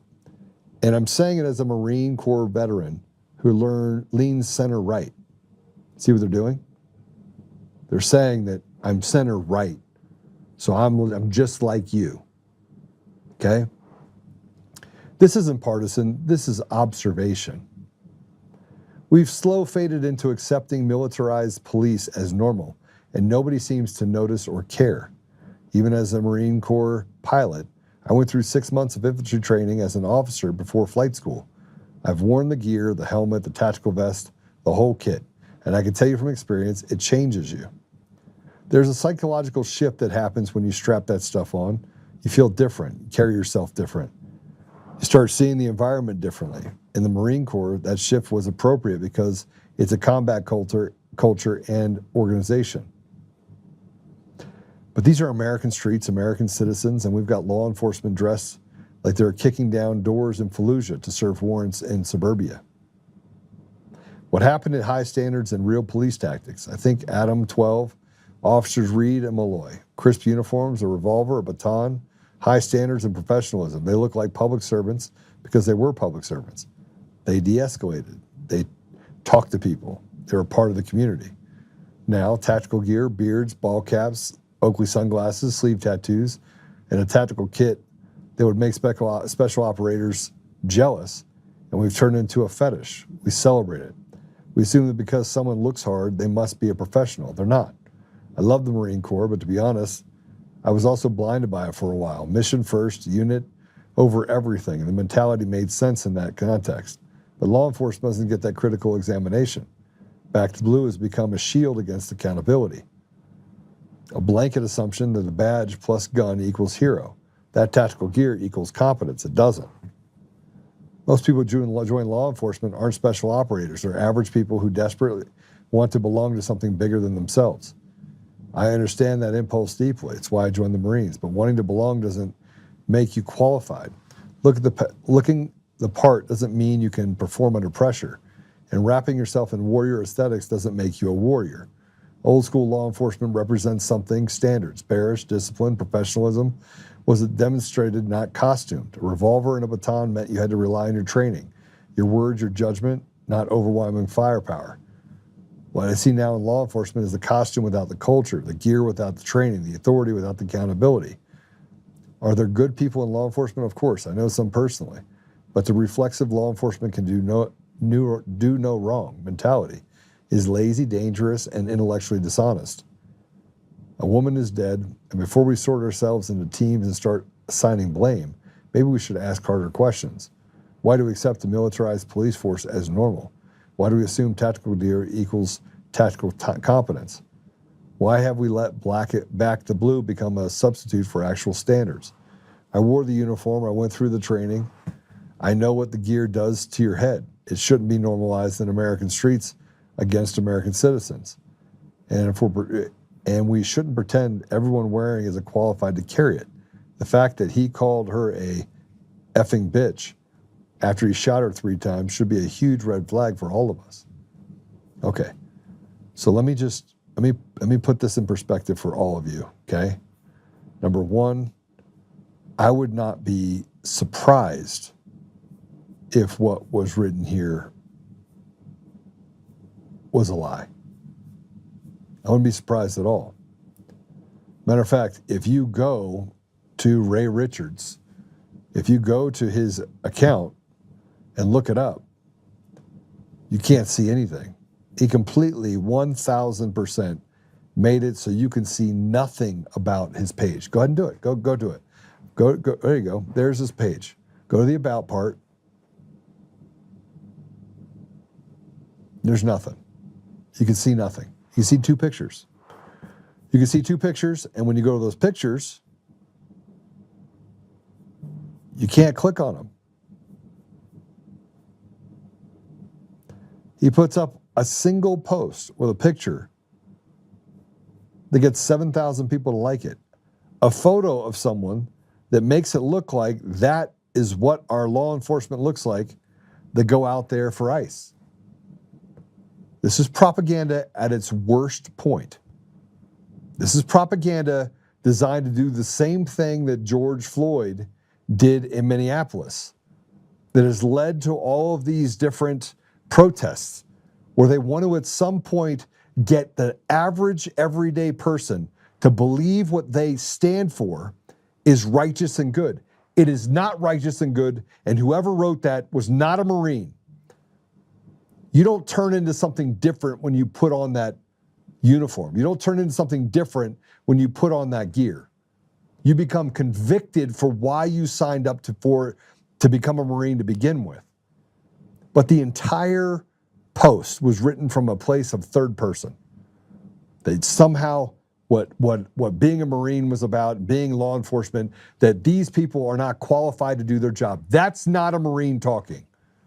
And if you think that the guys that are in law enforcement aren't a majority of them previous military, they are. Which shows me that the person that wrote this post is absolutely 1,000% not qualified to write the post. And frankly, it's probably a CIA post. It's a CIA post that was written by Antifa and this organization, which I can't believe that I didn't have more of a pinpoint on this, PSL, which is this group of socialist liberation group. I don't think Renee Good being shot was a good thing. But here's also what I believe. I believe that if you go out to do harm to people that are out there trying to keep people safe and get rid of illegals that are on the street that are doing harm, that have committed crimes, then that could happen to you. You could get caught in an environment where you make a decision that you can't come back from, and it could cost you your life. But the other side is not true. This article that's now going around and being shared by all these radical leftists, that's being adopted by people that I know. Like I saw it on a guy's page that is a conservative. And I'm thinking to myself, you call yourself a conservative, you didn't even do any research. Because nobody does the research. You don't try to figure out where the genesis of this is. It's kind of like the Antifa manifesto. What is happening right now is identical to what happened in 2020. And you're being fooled by the idea that somewhere along the line, you should feel guilty about getting criminal elements out of our communities. And this same ethos of this is we really should just have camp counselors on the road. And we shouldn't have them actually out there protecting them. And in the same breath, by the way, let's get rid of police force. Let's get rid of your gun rights. Let's get rid of the ability for you to protect yourself. That's where this came from. But nobody did the research. They just said, I feel bad for these people. I feel bad that she got shot 3 times. And he called her an effing bitch. She was an effing bitch. She tried to run him over. And let me explain to you what's going through my head when that guy came to my house. and I had an AR-15 and a pistol on me, and I'm trained on him. One, he was there to test me at 4 o'clock in the morning. 4 o'clock in the morning. And at 4:01, I was outside, and I had a gun on his noggin. And it's by the grace of God that I didn't pull the trigger and light that guy up, because he came to my house to do harm. Was I to feel bad about that? You know, killing a man will actually, it'll change you forever. But the other side is also true. And that is, someone should go home and be able to meet their family. And if you're out there as a citizen, standing against other citizens while watching and defending criminals and getting paid for it, she was a paid agitator. Oh, and she has 3 kids, of which 2 she lost custody of. But nobody talks about that either. And they're like, oh, well, Grok says it's not true. It is absolutely true. Okay, now let's get to this part. If somewhere along the line you were out there and you thought that, oh, you're right, we shouldn't militarize. No, we should not militarize the police. We shouldn't. ICE is not militarizing the police. ICE is there to get rid of people that shouldn't be in our country and stop. And to stop the victimization of our communities. Now, let me just tell you what the outcome is for not getting them out of our community. Go ahead and put up C1. This is Deborah Thompson. She was sexually assaulted by an illegal alien. He brutalized her in ways that would make a Hollywood horror film seem like Sesame Street. Well, Dakara clung to life. He took her battered body and threw it off a bridge. BLM never protested her. Race hustlers like Benjamin Crump, Al Sharpton, and Dominique Alexander remained stone cold silent. Jimmy Kimmel said nothing. Liberal influencers don't even know who she is. Not one liberal or Democrat chanted, say her name. Not a single one. The mainstream media buried her story extremely fast, like they wanted it gone before the sun even came up. Dakara Thompson was a mother, too. Her killer's action made her 2-year-old son an orphan, yet not a single Democrat posted about her.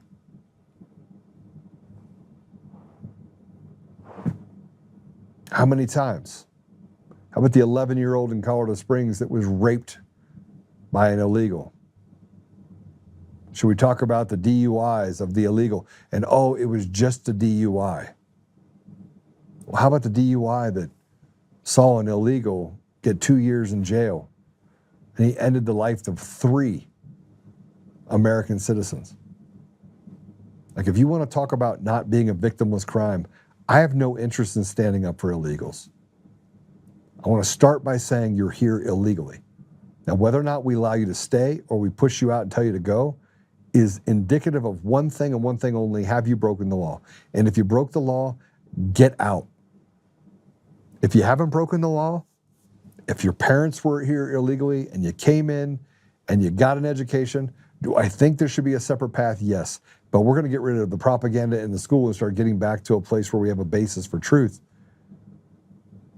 Because, frankly, we deserve it as Americans. We have been the daddy for people all over the world.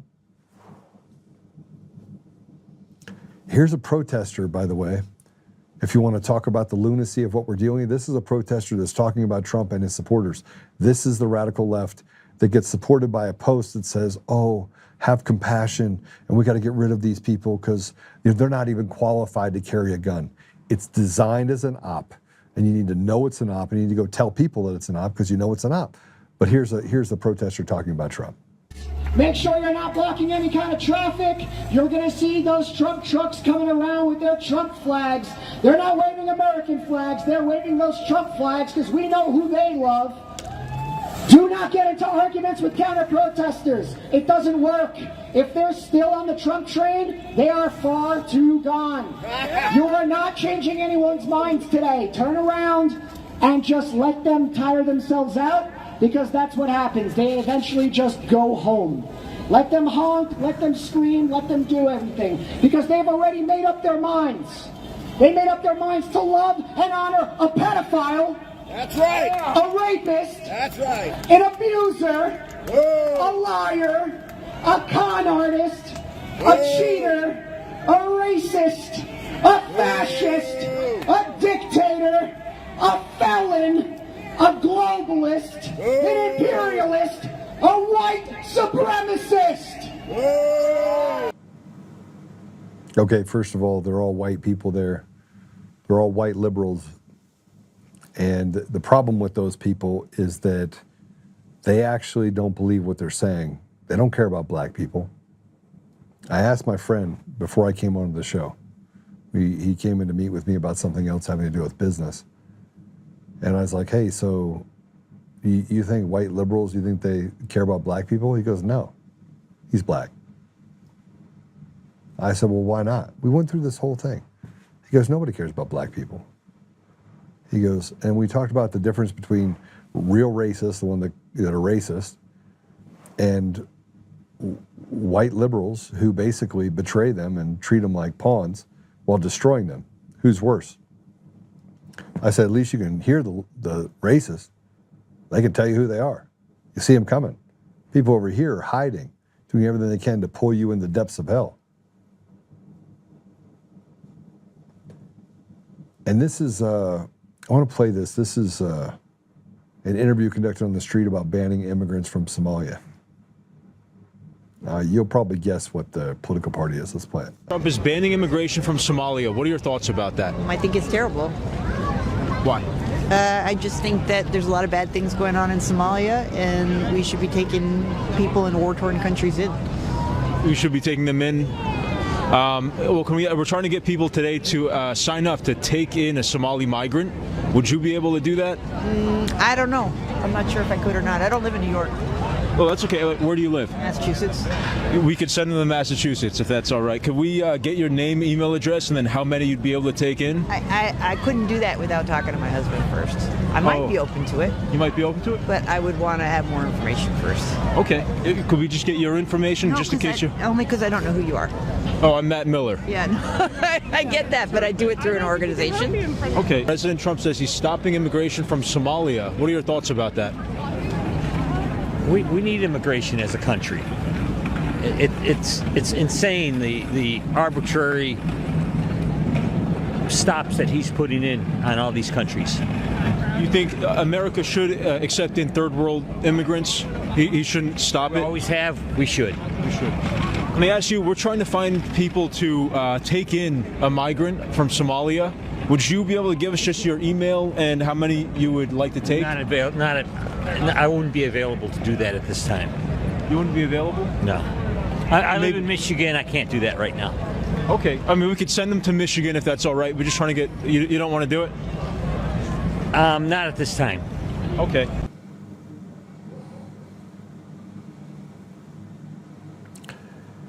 You know, you say that war-torn country, you would be hard-pressed for people to understand where Somalia is. So just by without going to Google, don't go to Google, by a show of hands in the comments, how many of you know where Somalia is? How many? How many of you know where Somalia is? I'll wait for a couple comments. Do you really know where Somalia is? So anybody? Just say no. Just put in no, yes, yes, no. Like I know where it is, I don't know where it is. This is one of those experiments. How many of you truly know where Somalia is? It's okay to say you don't know. I know roughly where. So Chris, where's roughly? Tell me roughly where. Patrick, did you know? Yeah, not me. Don't give a fuck. Okay, Pop. So I have been on this hunt of asking people when I get into comments. I go, "Do you know where Somalia is?" And I want to catch them on the go. Yes, I know. So we got one that does. Yes, you do know. No, you don't know. Yes. Okay, now, where is it? If you were to describe it with one word, just tell me where it is. Where is it? Okay, I think Northeast Africa. So you'd be right. Modtred said no. But where would it be?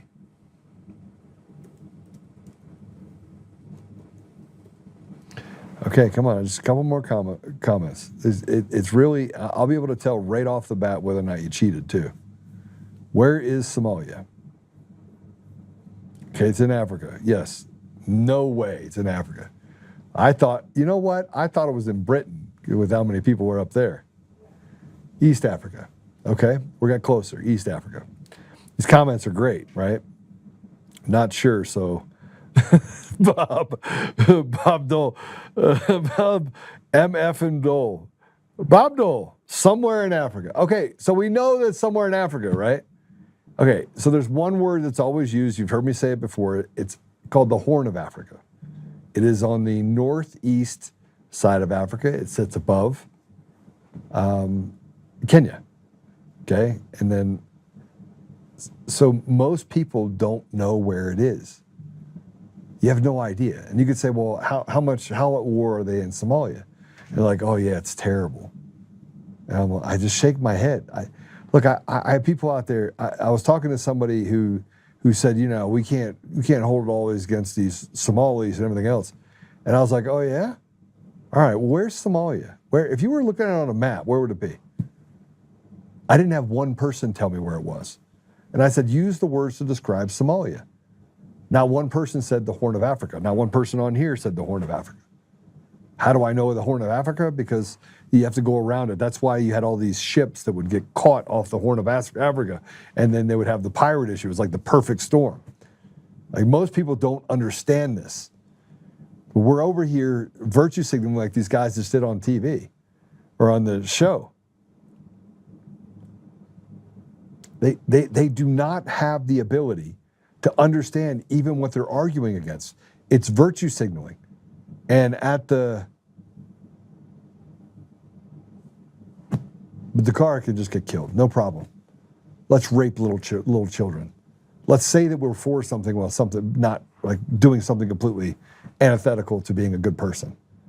You know, it reminds me of the guy that runs out and says, I'm gonna go take care of all these people and I'm gonna just stop people from sex trafficking. And then they don't even have the ability to take care of their own children. So their kids grow up without a father. But that person goes out and says, I'm gonna go save people in another country. I'm gonna be the hero, while they neglect their own children. That's the problem that I have with politicians and shitty people who try to look like they're something they're not. I'd say the fruit of my tree is really, really good. My children have had exceptional lives growing up. It doesn't mean I was always there because I was overseas, but I was always there. I was always present. And when it came down to it, when my kids needed me, when I saw that something was happening and it wasn't stable for them, I quit. I was really good at what I did overseas. I sat at Doha, Qatar. You could talk to my daughter about it. She was doing horribly. She did not want her dad gone. So I quit. I came home and I cut grass. I cut grass at our family event center. Yeah, I cut grass. I went from being the guy that everybody, you know, wanted advice from and had me build stuff and getting seats at the tables with kings and presidents and prime ministers and just being a fly on the wall, just writing stuff out. People that were like, Joe, hey, let's get Joe to do this. Being the guy to just cutting grass because I needed to be there for my kids. But that's not what these liberals are. They don't want to sacrifice anything. They want to look good to avoid looking bad. And here's a witness. I want to show you this visit in Boulder, Colorado. This is crazy. Let's go ahead and play this cut for. All right, so I am out here in Boulder, Colorado. Haven't been in Boulder in a very long time, for many reasons. But I am here in Boulder, Colorado today, and I'm just like checking it out, looking at all the stuff. But I had to come over here to look at some of the stuff that's on this flyer board and some of the things that are being displayed here in Boulder. But let's check it out. Let's check it out together. We've got this amazing laundry list of propaganda here from the Young Democrat Socialists and training seminars and sessions on how to be a good little commie. The Boulder DSA, Socialist Sunday School, Democrat Socialism 101 here in Boulder, okay? So when I say I haven't been to Boulder in a long time, this is a reason why, folks. Check it out.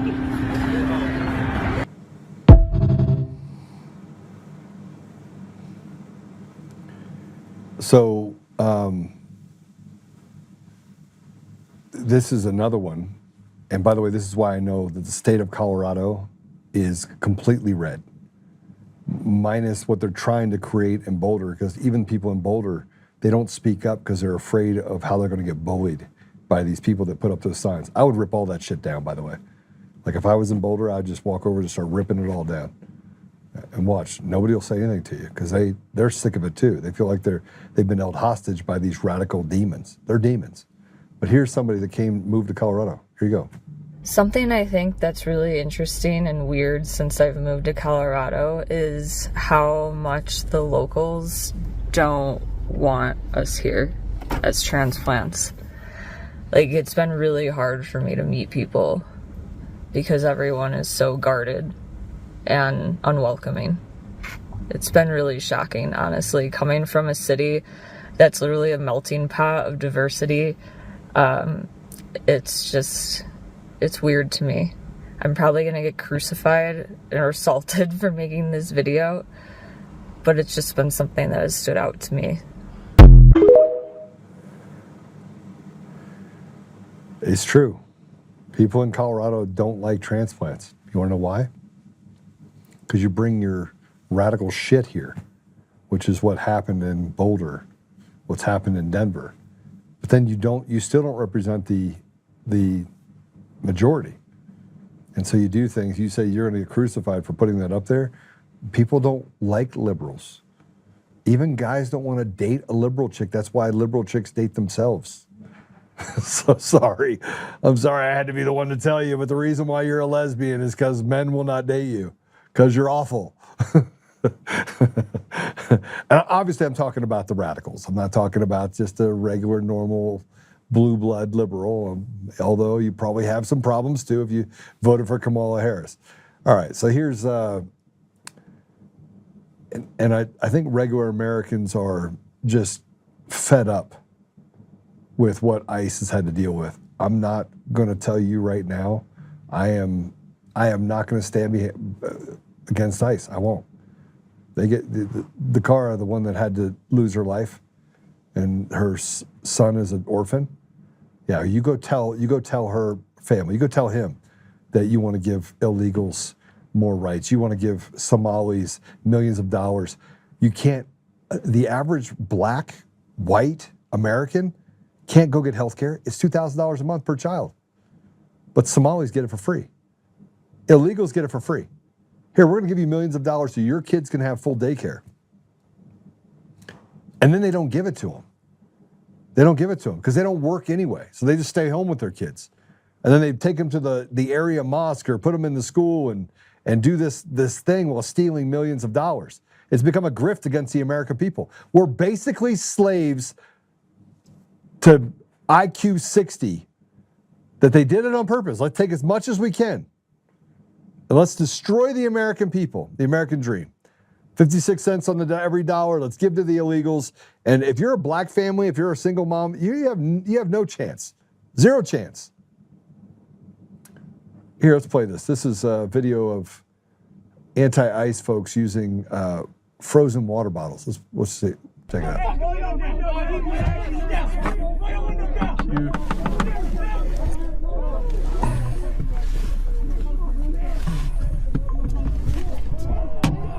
Get out of the way!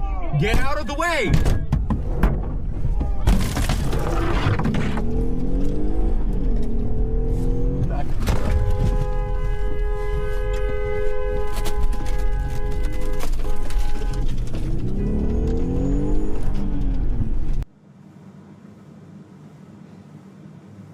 Throwing frozen water bottles. Yeah. They put Vaseline on the windshields. Yeah, it's pretty crazy. It's crazy what they're doing. So I want to end today with some laughs. Okay? And then I'll pray us out. I got some prayers to give. Gammy is really sick right now, so I want to pray for her. And I want to pray for Dave, and I want to pray for my friend Jeff. And if you have some other prayer requests, I know that I had some that I'd say I'd do. Put it in the comments, please, and I'll pray for those as well.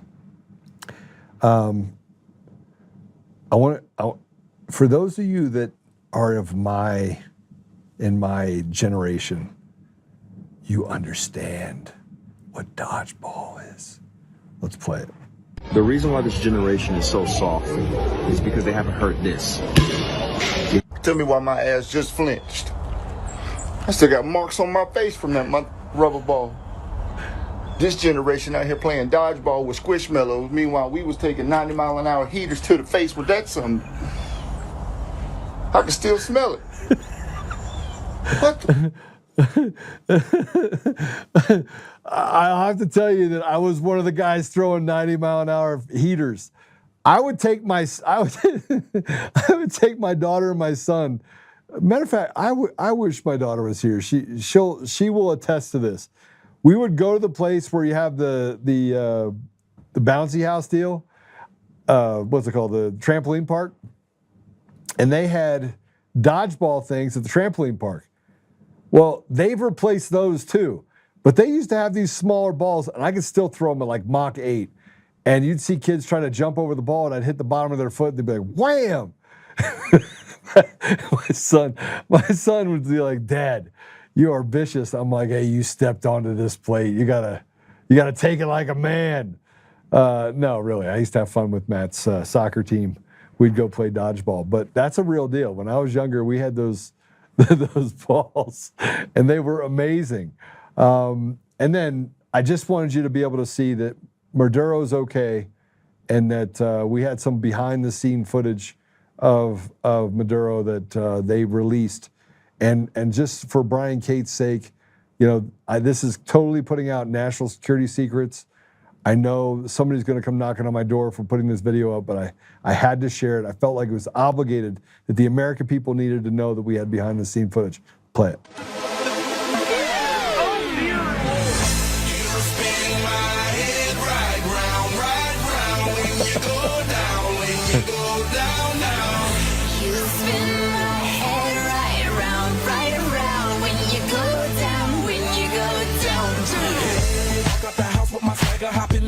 I got places to go.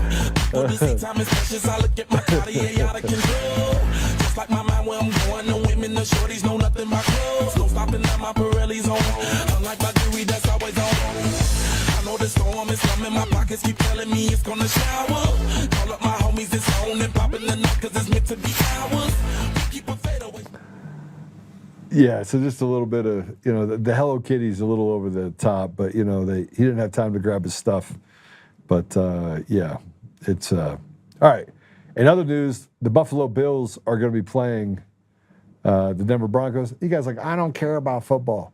All right, well, I kind of care a little bit about it because my Steelers are in it to win it. They're playing tonight. It's going to be an amazing game. We have some prayers. My wife is from Buffalo. Go Bills. All right, there you go. I'll let you have that. Who shares a border? Somebody tell me what they share. What are you talking about sharing a border? Yeah. Let's see what else. We're going to be praying for a few people. Prayers for Gammy. The Bears pulled out a miracle. Yes, the Bears. And so just so you guys know, I was hanging out with my friend in Texas, and he came over. I haven't spent a lot of time with him here recently, but you're gonna hear his name a little bit more here in the future, hopefully. But he's like, if they don't score on this drive, 100%, it's over. And so we did this the entire game while the Bears were down quite a few points, and then they came back and won. So it was pretty awesome for the Bears. Texans will shut down Rodgers. I can't hear you. Gambling man, I can't hear you. Matter of fact, I don't think you're right. And then Susan, you're a Bills fan? I thought you were a Steelers fan. Do I have anybody that's a Steelers fan in the mix here? Any at all? Any? None? I'm going home, put on all my Steelers garb, and I'm going to go watch the game tonight. So I don't care what you say about the NFL. I don't care. The Steelers have never been woke, ever. Yeah, so let's pray out the stuff. Apple Podcasts, Google Podcasts, Spotify, Pandora, iHeartRadio, TuneIn, and more. Just so you guys know, I am now on this like transformation deal where I'm working out every day really hard to get back to fighting condition. So we'll see how that works out.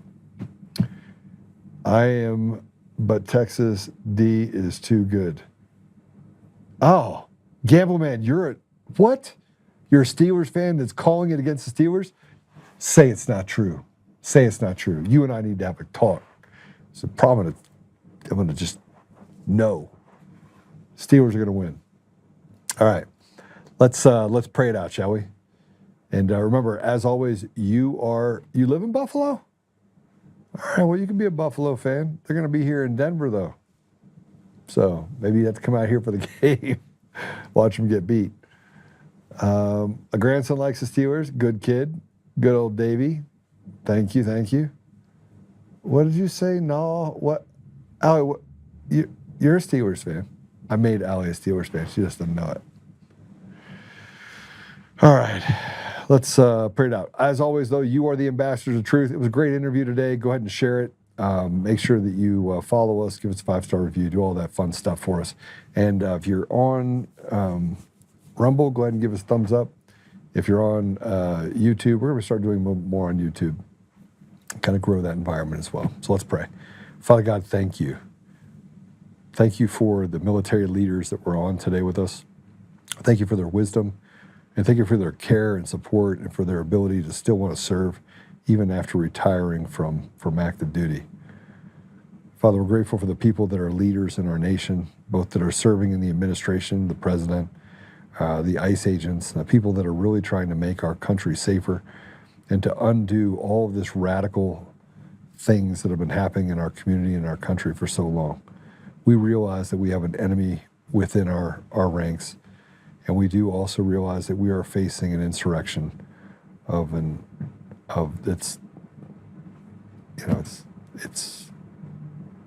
it's a real thing. Father, we do know that everything happens in your time. We do know that your will be done. So, Father, we do ask you to give us the strength to step in the gap. You give us the ability to be gracious and humble, while serving each other and binding ourselves together so that we can fight against this evil that we face. We do know that the ultimate goal is restoration, to restore you to every part of our life and to make sure we live by the good principles of the great book. Father, we ask you to bless those that are sick right now. Gammy's sick, and we just ask you to heal her. We ask you to look out and look over her and to give her comfort and peace and to make it so she can get right back into this fight. We also ask you, Father, to help my friend Dave, who obviously is battling cancer. And let me kind of look for real quick, Father, on who else is in a bad place, if anybody put it in there.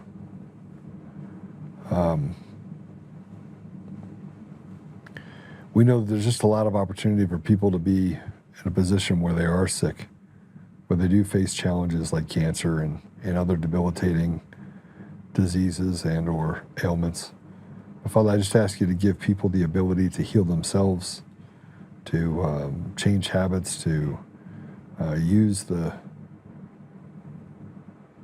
alternatives that we have out there to heal some of these sicknesses. More importantly, Father, I just ask you to give those that are sick comfort. My friend Jeff has just found out that he has no cancer in his body. So I'll say thank you, Father, for that. Thank you. Thank you. It's been a long road for Jeff. And I just ask you to look over Pam and Jeff as they travel back to Colorado, that they may do so safely and that they may have have the ability to kind of just relax and enjoy and celebrate this victory, your victory. Father, help us that we may support whatever it is that President Trump is doing, this 5D chess that we know is there. More importantly, Father, I just ask you to keep President Trump and his administration and the people that are working out there to restore good to our nation, that you keep them safe and that you allow them to bind themselves together and to see the evil coming before it comes and to be able to combat it. We ask for these things, Father, humbly, in Jesus' name. Amen. All right. You guys are sitting here talking. Enjoy your foosball. Thank you for everything, Joe. Thanks, Bob. It's good to see you guys. Remember, Apple Podcasts, Google Podcasts, Spotify, Pandora, iHeartRadio, TuneIn, and more. We're on a bunch of different channels, but go ahead and share with us. We're also doing really well on Facebook. I don't know what it is, but Facebook and Instagram. And I got banned on Instagram from sending comments because I got a nice comment sent over. And so I responded because they threatened me. So I obliged and sent something back, and Instagram banned me for 24 hours. So I'll just apologize to Instagram for biting into it. I let somebody live rent-free in my head for a minute, but that won't happen again. So God bless you all. See you soon. Have a great week, and we'll be right back at it tomorrow.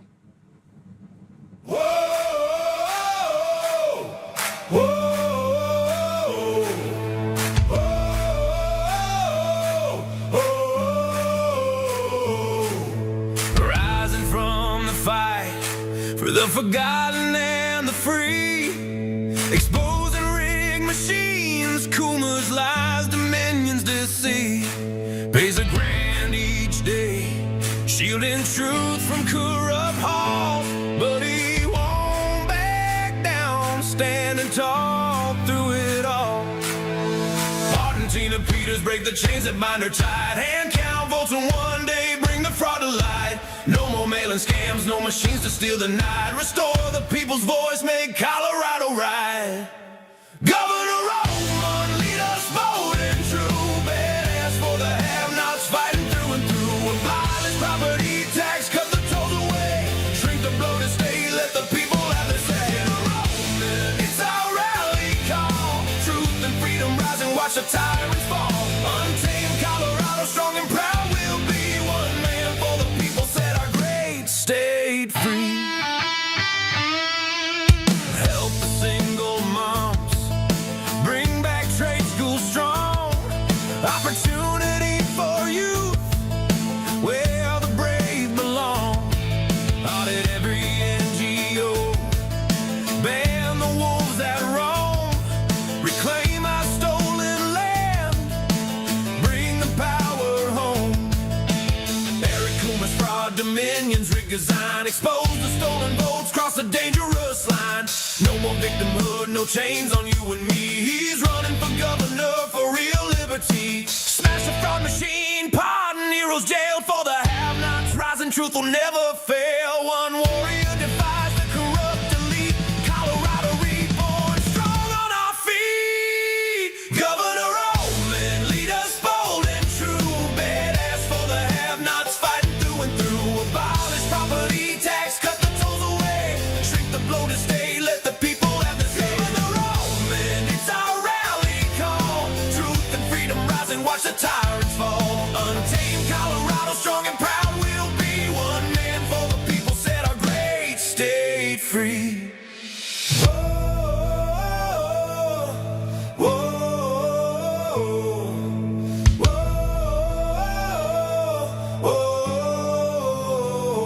Governor Oltmann, lead us bold and true. Governor Oltmann, freedom forever, Colorado rise.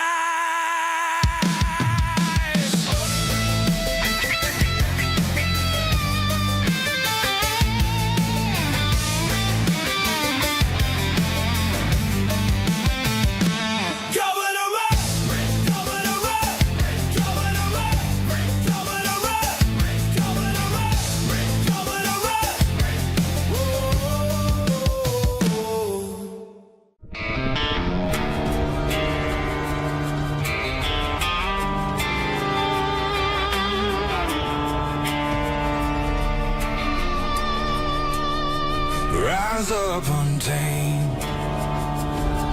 In the heart of the fight where the wild ones roam, Joe Oltmann's calling, bringing truth back home. From conservative daily to this untamed fire, we shatter the silence, lifting spirits higher. No chains can hold us, no lies can prevail. Authentic and fearless on this rugged trail. Patriots gather under stars and stripes. Untamed nation, igniting the night. Untamed nation, let the truth roll out in this land of the free. Standing proud from sea to shining sea, we won't back down. Catch the fire, wear the crown. Untamed nation, it's our battle song, motivating hearts where the brave belong. Yeah, untamed and wild, forever strong. Play it again all night long.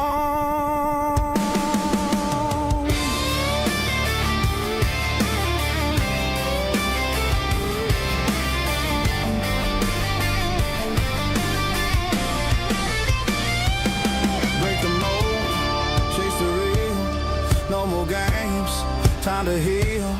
Joe's voice leads the untamed crew. Truth matters through and through.